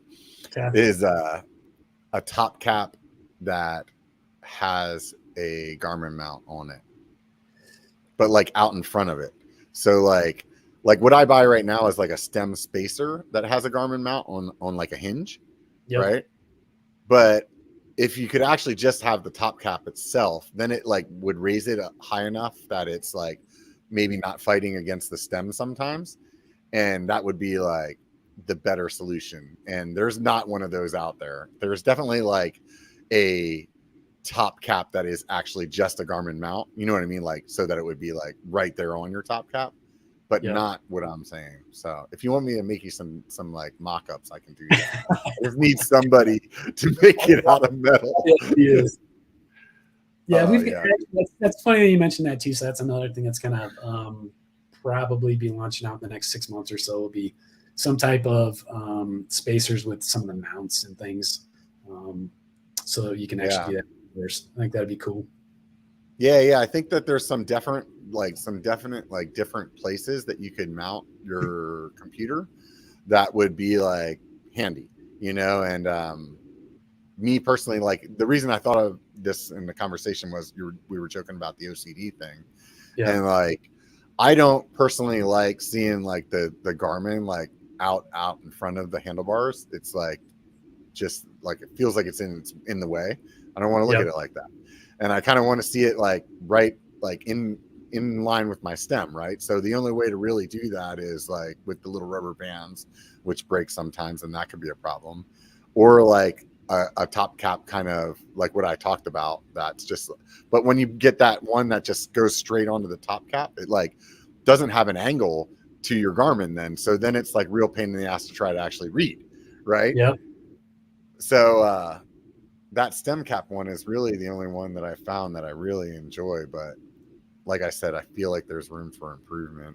I seen like the other day, I was watching Sid and Mackey's channel, and Sid has like her Garmin like with the rubber band doohickeys like to the left of the stem. And I'm like, oh my God, dude, that's not in the middle.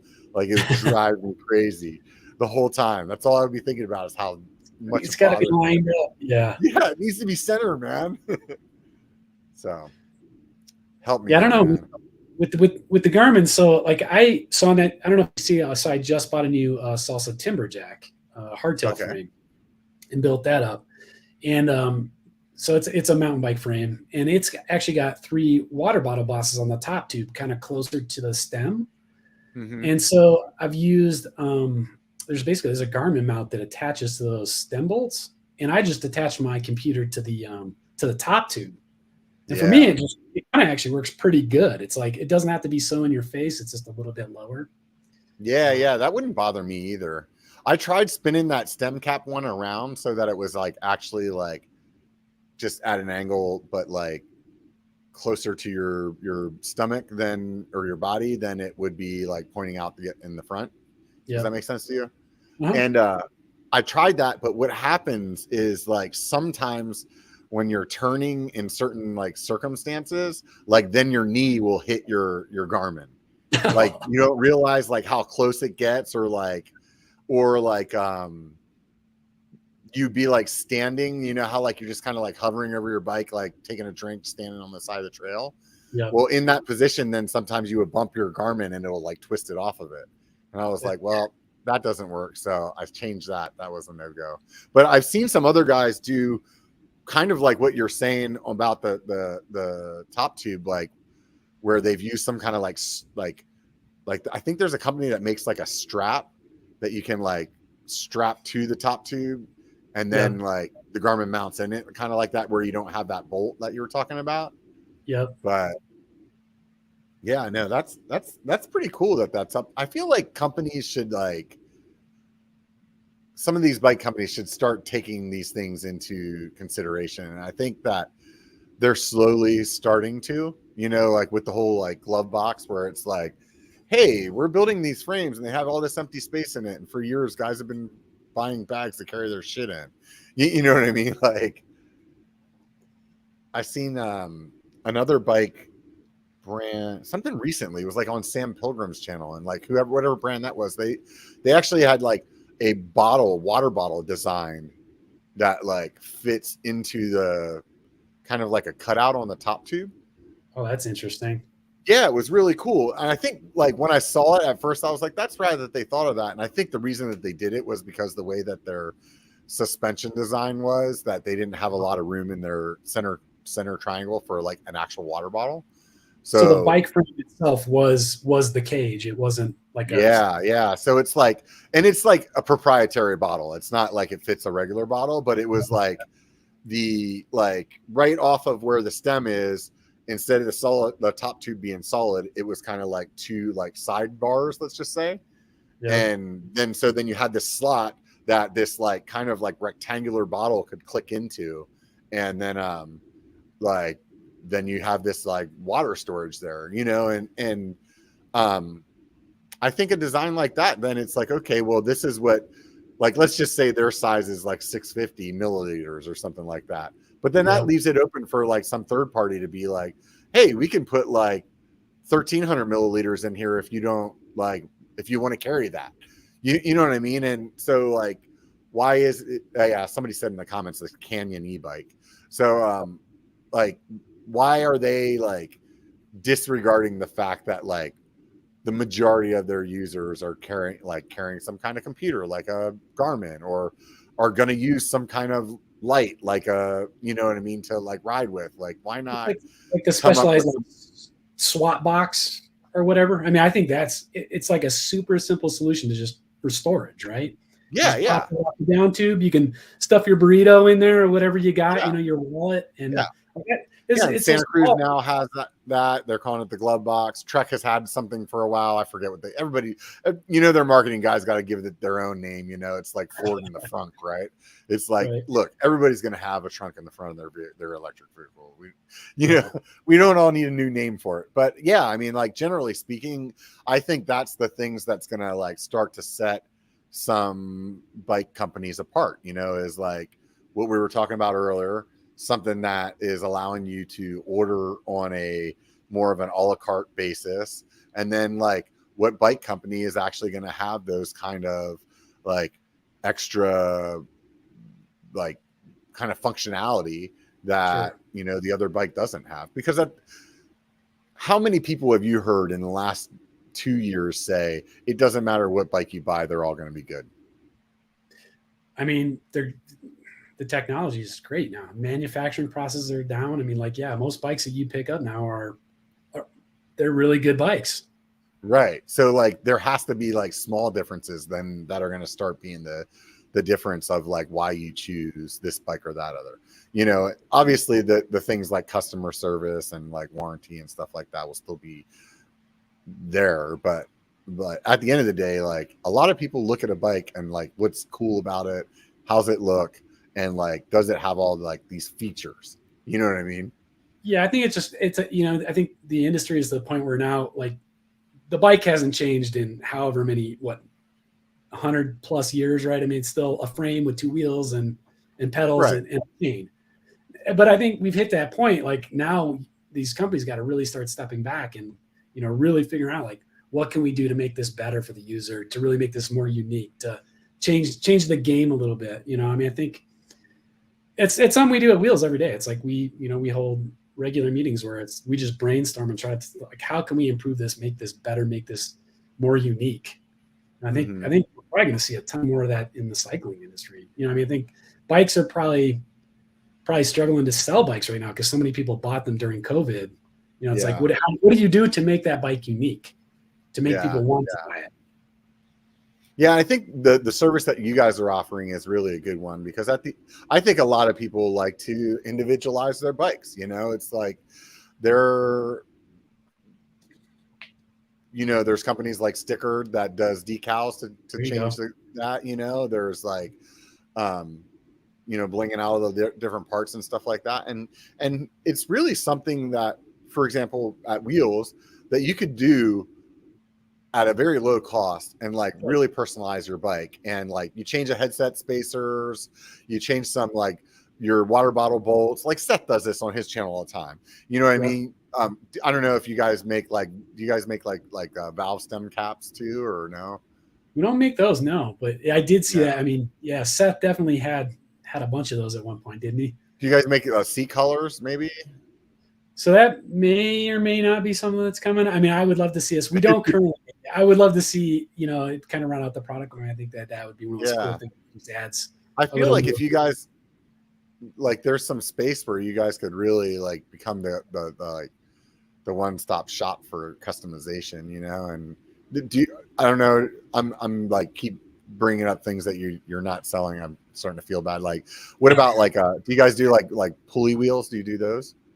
So like you're talking like the derailleur jockey wheels? Yeah. No, we don't quite do anything with those. I mean, I think now we're making some of the cogs for like single speeds and stuff. So where that goes, who knows? I think so that would probably feel like a pretty natural progression to go to chain rings then, huh? I mean, it could be, it could be easily one of those things that we do. There's definitely probably a need out there. I mean, I think there's a lot of great companies out there that are doing it. I think if, we can put our own little spin on it, make it fun. But I think, like you said, I mean, I think customizing is kind of where it's at. Like there's a ton of bikes out there and people want to, they're not buying new bikes right now. They're just trying to maintain their bikes, right? So upgrading, maintaining, trying to make them look a little bit more unique, a little more theirs. And I think like for us, Wheels, like we're a one-stop shop for that type of thing. Like if you want to I feel like if you guys were making chain rings and pulleys, like at least in my perception, what the value would be there as a customer is that I would know that all of the parts that I buy, the ano is going to be the same color. The ano, and that would be right. Like that, like just the color alone would be enough reason for me to like buy everything from you. You know what I mean? Yeah. So like if you've ever compared like anos from different companies, it's strange how different, some color variances are. Yeah. I mean, you could get a blue from Project 321 that's not the same as the blue from Industry 9. That's not the same blue from like, I don't know. Industry 9 Yeah. Like, so like you could get like, oh, I got blue hubs and I'm going to get a blue chainring, and you go over to chainring.com, whoever company that is, and you buy theirs, like Wolf Tooth, for example. Their blue might not be the same color. I ran into this with the green, basically. Like I had my last bike, I had a custom painted, and I had a bunch of like ano parts on it, and like almost everything that I bought, the green was a different color. It was really annoying.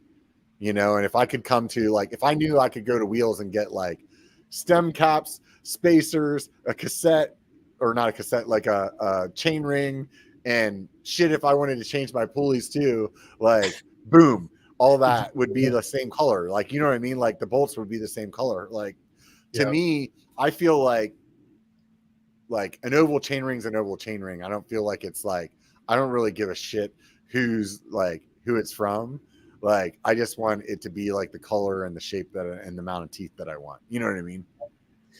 I mean, there's a ton of room. I mean, we could make a lot more things, and I'm sure we will. I think what's going to get interesting is like with e-bikes, right? Yeah. Like how are people going to really start customizing those? Because I mean, like those motors and things, like they're really, man. Yeah, I can imagine that's going to go. That's going to be a whole other thing. What the hell? So you guys have some e-bike parts on there. What is that stuff that you got on the site there? I saw something that said e-bikes. Oh, e-bikes. So under tools. It's like e-bike tools. What kind of e-bike tools do you need? Yep. Not many. Well, I mean, I think once you kind of get into, the meat of one of those bikes, those motors is really just electronics. There's only like a few kind of cogs or gears in there. But the only way to get into most of those motors is through these like super unique lock rings. And they're all different across the brands. Even within like some brands, different types of motors have those different types of lock rings. So I mean, like nobody made these lock ring tools to get the lock rings off so people would get in and fix the bike. So, I mean, we just kind of saw the opportunity there. And we make like a full line of them now. I think there's, not too many that we don't make. But yeah, if you have a problem with an e-bike motor, the only way to get into it really is by removing that lock ring that's on there. And if you don't have the tool, it's not going to happen. Yeah. I mean, it's like the lock ring. So for those of you that are maybe not quite familiar, like there's a specific tool that will take the center lock ring off of a hub, or I got some of them up here behind me, like for your bottom bracket. Like there's a specific tool like that's tooled here. I can show the people looking. So it'd be like something like this crazy looking circle with all these divots on the inside that only fits. This is for like only a certain kind of bottom bracket, where like the other tool that I have up there is not the same one for the center lock, but does work on some bottom brackets. So I don't know. It's just weird. Yeah. There was like a tool like that. Essentially, it's a key. I mean, is really all it is. It's a key with a certain tooth pattern. And if you don't have it, there's no way to get those. Well, I mean, I'm sure there's probably a way to get them off, but no easy way to get that lock ring off of there. So yeah, we've got a ton of those.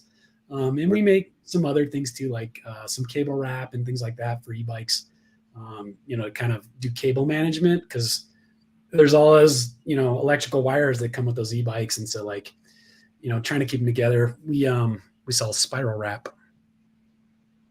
Yeah, you think those guys that were like designing those bikes would have came up with like a better way to route all that shit and not make it look like a freaking like rat's nest. Yeah, some do it better than others. I mean, I think like those, the lower end e-bikes, obviously they're trying to save money. Routing probably wasn't the consideration. So you'll have spaghetti all over the front of your bike.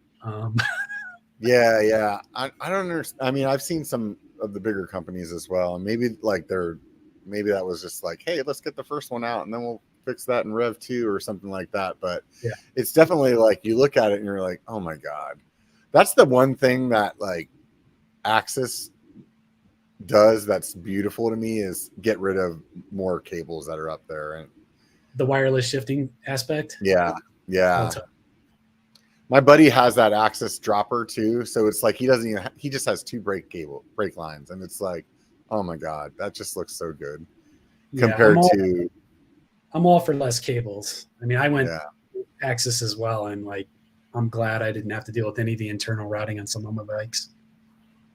Yeah, I wish SRAM made a 200 mil Axis dropper. I would buy it and I would bitch about how much it costs, but I would still buy it just to not have that cable. Like that's how much it means to me. The seat post cables, they're the worst. I hate working on those. Oh man, and it's like it's like this magic trick to get it down into the frame without it like slipping off the little housing or the like. You're like, is it really still connected as I'm pushing it down? Exactly. And then like next time you pull it out because it's not working, you look at it and it's like bent in like a Z, and you're like, how the hell was this working anyway? Yeah. It's like a science to kind of cut off just the right amount of cable to make sure that it actually either works or doesn't work. Yeah, pretty much the way I have mine is like, I like my like cables to be like as short as possible, right? Yep. So basically I have to take my dropper lever off in order to make the cable housing go through enough that I could take the dropper out of the frame. Yeah. Does that make sense? Because I can't just turn the handlebars because it's like, nope, it's too short. Yeah. So, like, it's like, oh, it's right there, but it's not coming out. Yeah, I don't know if you've ever done that, but like, yeah, if you didn't measure correctly and you cut it too short, and so you put it all together and then you go to turn the handlebars and find out you can't do it. Yeah, that's I that's haven't done it. I haven't made that mistake yet. Can't believe I've done that. Yeah, I can't believe I did that. Oh man, there's some mistakes that I make regularly though, like checking the tire 16 times and then still putting the tread on backwards. After I did Cushcore as well, and you're like, facing backwards. Oh my god, it's so annoying. It's like, dude, I checked that like 6 times, and then you're like, yeah, I forgot I set it down to go grab that wrench and then, or that tire lever, and then I flipped it around somehow when I picked it up. Yeah, it's the worst when somebody else notices that you did it. Yeah, or like when you have a YouTube channel and there's all these people watching your video, and they're like, hey, do you know your tire's on backwards? And you're like, yeah, I did that on purpose. No. Yeah. Somebody else did. Damn bike shop. Insert bike shop name that you don't like. Right. Yeah. So you went to Sea Otter. Was that your first one? Yeah. So that's the first time. I mean, for me personally, going to Sea Otter, I think it had been, it'd probably been a while for Wheels since they had been to one.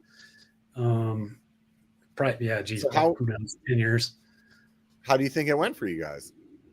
I think, it was really good. I think so. The industry in general used to go to, it was like an industry only show, which was Interbike. Yeah. I've been to that. And so I think that went away, somewhere around like 2018, 2019, maybe. Yeah. And so it wasn't really like an industry event. Well, I mean, I think what Sea Otter did is like they became probably the premier, not only industry event, but public event too, for cycling, at least in North America. Yeah. I think it was great, man. I think like people, like the vibe was great. The energy was really good. It's Sea Otter is based around all the race events that they have. So they have road race, enduro, cross country race that happens. So, if you're wandering around the event, not only are you checking out all these cool vendors with all their new stuff, but you're also going there and seeing a lot of really cool athletes, watching people race, those type of things. I think favorite YouTubers are there. Yeah, Robert was there. Yeah, I mean, like it's just, I thought it was a good event. I mean, what did you think? You were there, so. Yeah, I've been going for a few years. I like it. I think it's a little overwhelming your first time that you're there. Like, and I don't know if that was for me the first time that I went, because like I'm trying to figure out how to like go up and talk to these vendors as a like an influencer, or it was just like overwhelming in the pure fact of like, oh my God, there's so much here to look at. You know what I mean? It's like, holy cow. So I will say that I really like that Sea Otter is open to the public compared to how Interbike was. Yeah. Because when I went to Interbike, as a media person, like I remember thinking, man, this is really cool. Like, it's too bad that like there's not an event like this that the public could come to, And so I think it's cool that Sea Otter is doing that. It's kind of weird. Like the one thing about Interbike that was like, because it was industry specific, like you had like 95 or not 95. You had like a whole section that was like, these are all companies that make e-bike batteries, and they're trying to get other companies that are building e-bikes to use their batteries. So I started to see like what felt like a little bit of that happening at Sea Otter this year, where I was like, as a consumer, you don't really give a crap. And I don't feel like it's like the right place for that. So I don't know. It'll be interesting to see how it goes next year, because I would imagine those companies that went this year probably didn't get the reception that they were expecting. And then it would open that up for, more actual bike kind of consumer-based products to be having tents or something like that. So I thought it was really cool. I like the event. Don't get me wrong. I totally like the event. Yeah. I But mean, I think if people haven't been, I mean, it's not, I wouldn't say it's something you could really do like in a day. Like if you went to yeah, check it out, like it's that big that you could probably spend a couple days really just wandering around checking it out, all the people. But I think from the brand perspective of us, like Wheels manufacturing showing up there, like I think it was just with COVID and like not being able to get out and like meet people, was like it was great to finally just get back out and like meet the people who use your products and listen to the ideas that they have, and see how they're actually using. Like a lot of people brought like their own bikes in, so hmm you'd see like a Wheels bottom bracket from 10 years ago still being used today. Like that was one yeah, example. This guy he was totally into it. He was telling us about how often he has serviced his bearings, and he just loved it because the shell was still in perfect shape. It's yeah. just little things like that. I mean, I think it was just kind of cool to I make those connections again. I think as a brand, like for like Wheels to be there, I think that it's a priceless event. There's so many people there from all over the place, because it's such a big event. You have not just like Northern California people that come there. You know what I mean? Yeah. Because of the race, there's a lot of people that are coming from all over the place. So, I mean, if I was a company, that would be the one I go to. The other ones that are like as a person, I mean, Sedona's super fun. Like, you've been there. I would Right. imagine Bentonville's the same vibe. It's like, a band playing and music and good trails like right there. Like those events, like as a person to go like see a handful of your favorite brands, like those are cool too, because then it's like, it's not so big that it's like, oh my God, I feel like I need to be here for 4 days to be able to see all these tents. You know what I mean? Yeah, another good So, one too that actually we'll be at in late September. I think it's like the 29th of September through like the 3rd of October is Outer Bike Moab. That oh one's a yeah, really I've never been to yeah, that. we went last year, and yeah, it's a great location. It's just right outside of Moab. It's right on trails. I think it's the Bar M trails, I think is kind of what's around that area. But yeah, it's basically it's a demo event. So people pay, they show up, they get to ride bikes, check out all the booths, all that type of stuff for 3 or 4 days. But So, so is it a lot like Sedona now that you've been to both? yeah, I think it's kind of definitely it's real similar. I mean, they've got bands and giveaways and events that kind of Yeah, happen I'll have throughout to the check. day. When is it? You said it's in the fall. Yeah, so they have a couple different ones, I think, but the one that we have gone to and we'll be going to again this year is Moab Outer Bike. It's on September 29th. Oh man, it's like right around my wife's birthday. That's what's. I'm Is gonna it? tell her. Guess what? Yeah. We're going to a mountain bike festival for your birthday. Wouldn't that be fun? You guys can come on, ride some bikes, and you guys can go and check out Arches National Park. And Oh yeah, no, I definitely want to go though. I've heard a lot about that event, and I've never been, so I think it would be really fun to go check it out. And I've never been to Moab either. So, how far of a drive is that for you from Denver? It's like 6 hours. It's not too That's bad. not too It's bad. doable. Yeah, I mean, what would that be for you guys? Probably I don't know. It's probably like 10, 12 hours. it's That got would to be be my like guess. 13-hour drive, something like that. I mean, Yeah, it's not horrible, but yeah. I mean, I've driven to Sedona. Usually, the way like a 12-hour like road trip is always fun on the way there, and then on the way back, you're like, I should have flew. yeah, yeah. But I feel like Moab's probably one of those places where like the closest place to fly in is still going to be like 3-4 hour drive or something like that. I don't know. The weird thing is, I know there's a small little airport right across from the venue. I don't know if it's like commercial airlines, but if you wanted to catch like a puddle jumper, there's probably that option.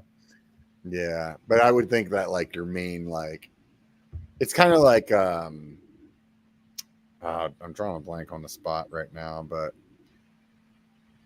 there's several places to ride where it's like, oh, like you should fly into Salt Lake and then drive 3 hours. You should fly into Denver and then, drive the 2 hours or whatever it is to go to this place. And so I feel like Moab is probably one of those. It's like Eugene.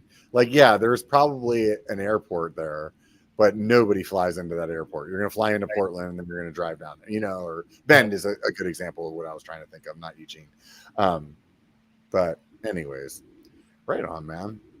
So what are you excited about this What's exciting over there at Wheels right now? At Wheels, I mean, I think honestly our big push is just to kind of get that Solo XD single speed kit out sometime August, September. I mean, I'm looking forward to it personally just because I want to throw it on one of my bikes. So that Salsa Timberjack uses their alternator dropout for single speed. So I'll probably ride it around geared for a little bit longer. But once the Solo XD comes out, I'll throw that on there.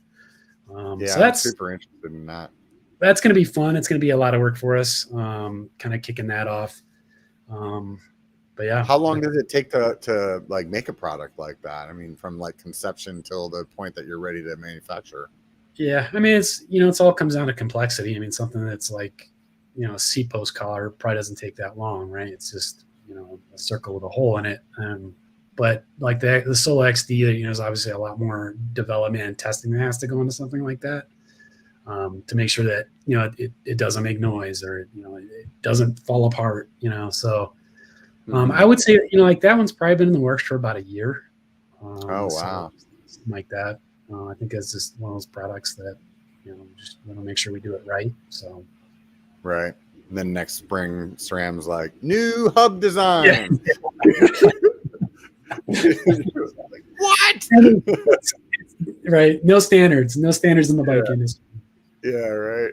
So that's only right around the corner, another standard, right? Yeah. So what is it that you enjoy about single speed? Why do you like it? I mean, it's just simplicity. Like I think so it's been a while since I've ridden single speed. I think Jesus probably like 2009 or 10. I think I did single speed racing for like a season, and I had like it was a Cannondale caffeine frame. I think it was like a hardtail frame with the the 80 millimeter lefty fork on the front, and it was just single speeded with a eccentric bottom bracket, so I could tension the line. Cannondale made that 1FG for a while too. That thing was pretty cool. Yeah, I mean, I think single speed is just fun because you don't have to worry about gears. You don't have to worry about breaking a derailleur or having to worry about your shifting going bad or anything like that. I mean, just pick a good gear, set that you can use that's going to get you what you need. So you're not spinning too high or spinning too low. And you just go hit the trails and you don't have anything to worry about. The problem is then you start having to pound the gears, especially, if you're trying to race or something. It's a little hard on the knees, but. I haven't done it on a mountain bike, but I had a single speed road bike that I used for a long time. Like mostly it's flat around Sacramento, so there's not a whole lot of hills.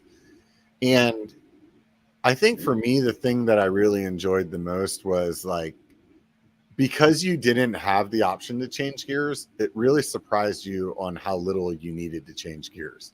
Because you don't think about it. Yeah, you don't have the choice, right? Yeah. But like if you have the Ego 12's, speed, you're gonna hit every one of those gears just because you can.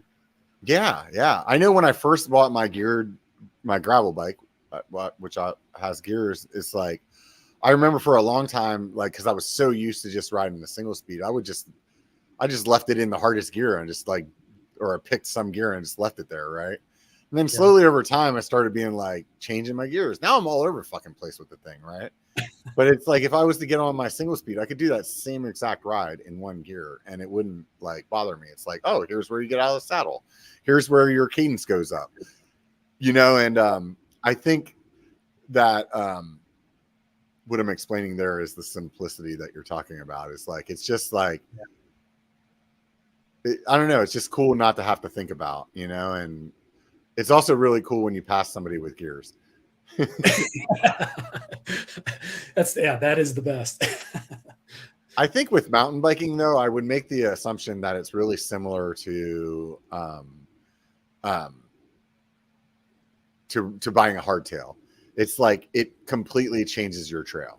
Because now you're not going to smash through this or smash through that because maybe you don't have the speed for that because you're looping out on a downhill, or you're like not going to pick that line because that's going to be like way harder to climb in the gear that you're in or something like that. So I would imagine it gives you just a whole different perspective to riding the trails that you're riding.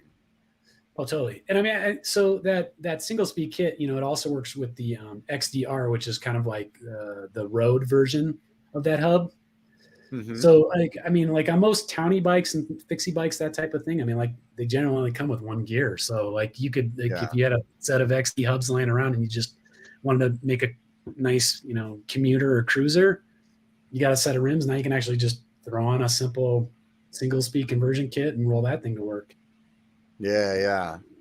Are you guys going to make some sort of tensioner as well? Or are you going to leave that to somebody else? Yeah. I mean, I think, people who are deep in the single speed scene would probably tell you, they've got their own way. Like you can use some of those single speed tensioners to hold the tension on the chain line. Some people will just, pull the chain as tight as they can when they put it on, to get them where they want to go and what they feel comfortable with.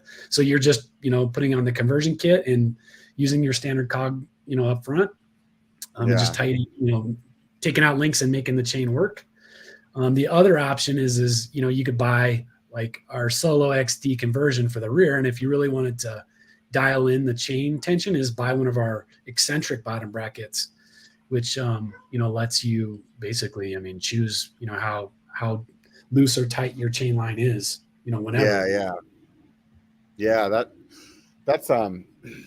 That's definitely an option as well. I think that's the cleanest way to go about it without the tensioner. I think some people that maybe do a conversion on a bike, they won't have they'll have the traditional like quick release kind of dropout or something like that. So the bottom bracket or the tensioner would be the way to go then to kind of get that, unless you just get lucky. You know what I mean? Well, that was the other thing too that we didn't really mention is like some bikes are designed just for single speed. They have that sliding dropout on the rear to adjust chain line. So maybe like if you had one of those bikes, you just throw on the conversion kit and you could adjust it and you'd be good to go. Yeah, and that's one of the reasons that I bought the Chameleon for the hardtail again, was because they're dropouts, you can adjust them. So it's a sliding dropout. Yeah, it's like it's proprietary, like of course, but it's not just like the slotted ones like you would see on like a fixie.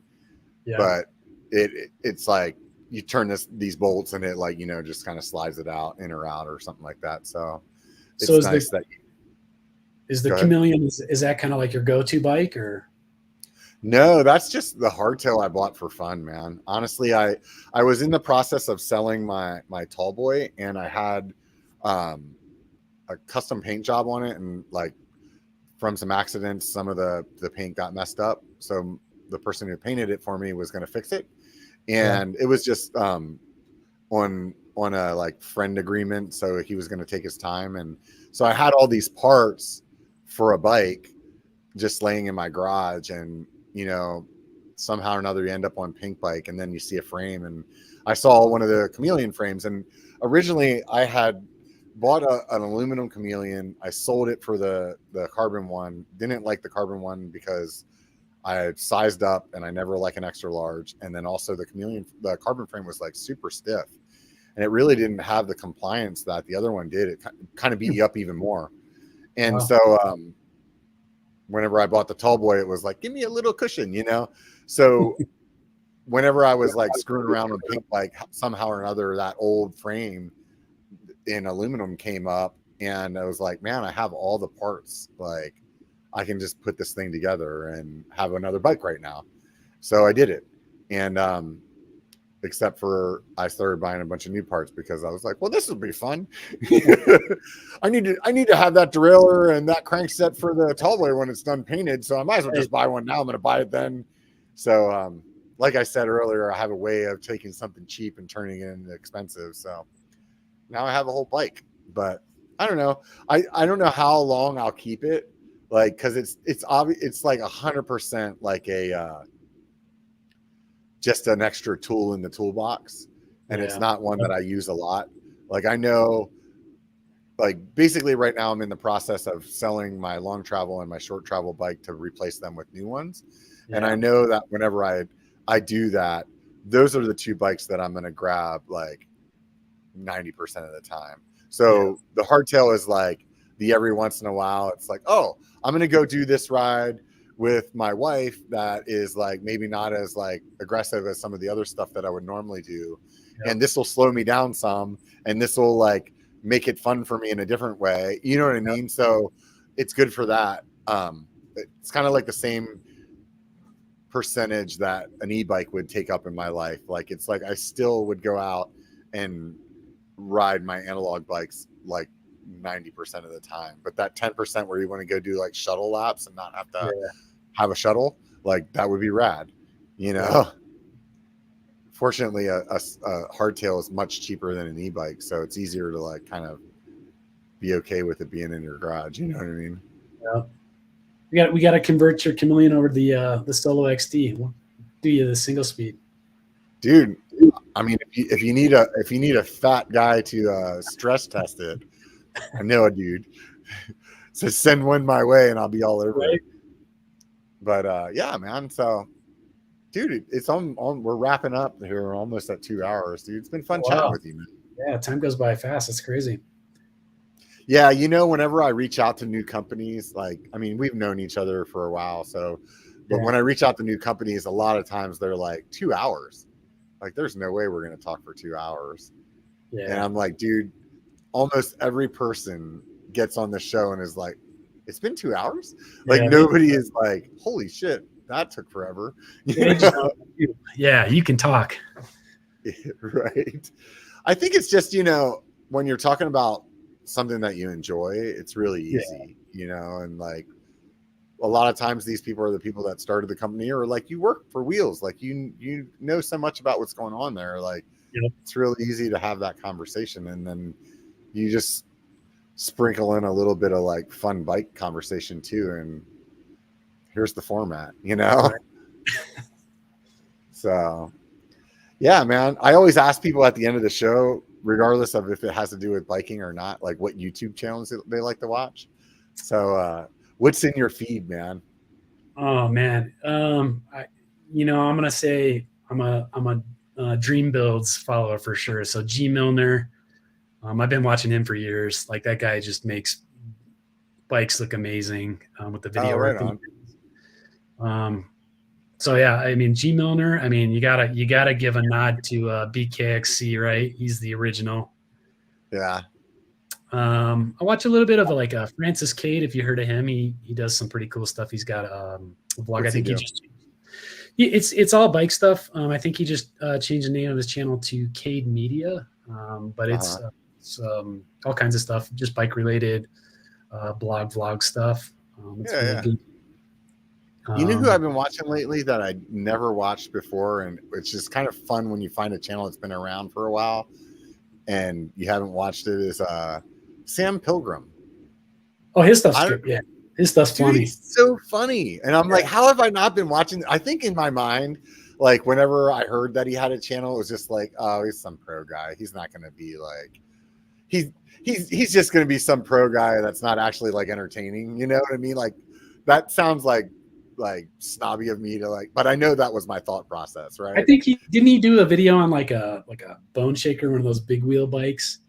Yeah, recently. I saw something like he did like a 36-inch wheel bike or something like that. Yeah, I watched him do like some like bamboo frame, and I don't know, man, he's really entertaining. Like, he's like, definitely, I am eating my words of like my thoughts initially, and I'm like, dude, I really like this guy's channel. He's like funny, and he like presses like the limits with, you know, because his skill set's super high, so he can be like, yeah, I'm gonna go do this like freaking 15-foot gap on this thing because that seems like a good idea, you know. I mean, there's a ton of great stuff out there that, like, my feed goes on and on, but I mean, you got, you know, obviously you got Burn Peak, you got Single Track Sampler, you got your Sid and Mac, there's just so much good stuff out there. I mean, you could watch stuff. So do you watch anything that's like not bike related? Mr. Beast fan. Watch that. Dude, how can you not like Mr. Beast? That guy is like I think he has everybody on YouTube as a subscriber. Yeah, his stuff's pretty good. I like I watch a lot of stuff on like 3D printing and stuff like that. Oh yeah, totally. That, and obviously like editing, there's like a ton of stuff that I watch on editing, and then there's some people that I just like watching like their style, like Peter McKinnon. He's like a camera guy, but his videos are like the way that he films them, like even if I wasn't into photography, it's like kind of fun just to watch what he does, you know? No, his stuff's good too. And like he has great content. And on top of it, I mean, he generally shows you like, well, here's how you should be doing some of this stuff. There's usually some tutorial stuff in there. I like that Mike Boyd guy too. He's really good. You ever watch him? I don't think I've heard of that one, huh? He like learns a new thing all the time. Like, hey, I'm gonna learn how to do a Rubik's Cube in under 2 minutes, and I'm gonna like see how long it takes to do it. Or I'm gonna learn how to manual for like 100 meters, and I'm gonna see how long it takes to do it. And it's cool because he like does a timer so that like when he learned how to manual, you're like, oh, it only took him 8 hours. Like it might have been 8 hours over like 2 months, but it was only 8 hours. So when you look at it in that time frame, you're like, man, I should try that, you know? So anyways, dude, like I said, super fun chatting with you. Anything that you feel like we didn't cover with Wheels?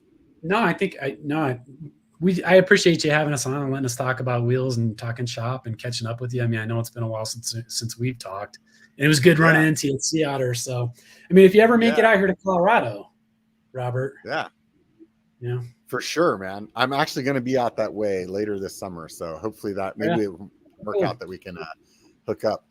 But aside from that, once again, if you guys haven't checked out wheelsmanufacturing.com, it's actually wheelsmfg.com. Go over there, check out their website, and give them a like and a follow if you want to swing by their Instagram or their Facebook. They got all the socials. So I'm pretty sure what you said earlier, your Instagram is probably your most active, Instagram, kind of Facebook kind of stuff. Totally. Instagram, Facebook. So, right on. So if you guys want to give them a follow over there, go ahead and do that. And if you go to the website, like he said earlier, and you use the code BIKER, B1KER, you get 10% off your first order. So get in there, get you a bottom bracket, some bling for your bike, and you'll be standing out on the trail. Those of you that want to help me out, here I am with this really rad machined bottle opener, the size of a credit card, shaped like a beer can. If you go to Patreon and you join that happy hour crew, I think it's the happy hour crew. It's $5 a month, man. You'll get one of these until I'm out. So a sticker pack. I write everybody that joins that group a handwritten letter, and you get some extra content too, as well as access to all the coupon codes for all the companies that I have been able to set something up with. Those aren't all public, so they don't all necessarily come out on the podcast, but you can save yourself some money. I know there's, like, for example, a 20% off of a Cali helmet. So say you're going to buy a full face helmet, that's $40, right there that you could save. So it's worth $5 a month. You can throw some money my way. It's like buying me a beer once a month. I really would appreciate everybody over there, and that support really, truly keeps this thing going. Until we get the YouTube dump truck money showing up, that's going to be the way that we're going to go about it. But until then, thank you very much, James, for being part of the show today and Wheels Manufacturing. And for those of you that don't know, it only takes a bike to be a biker. So get out and be one.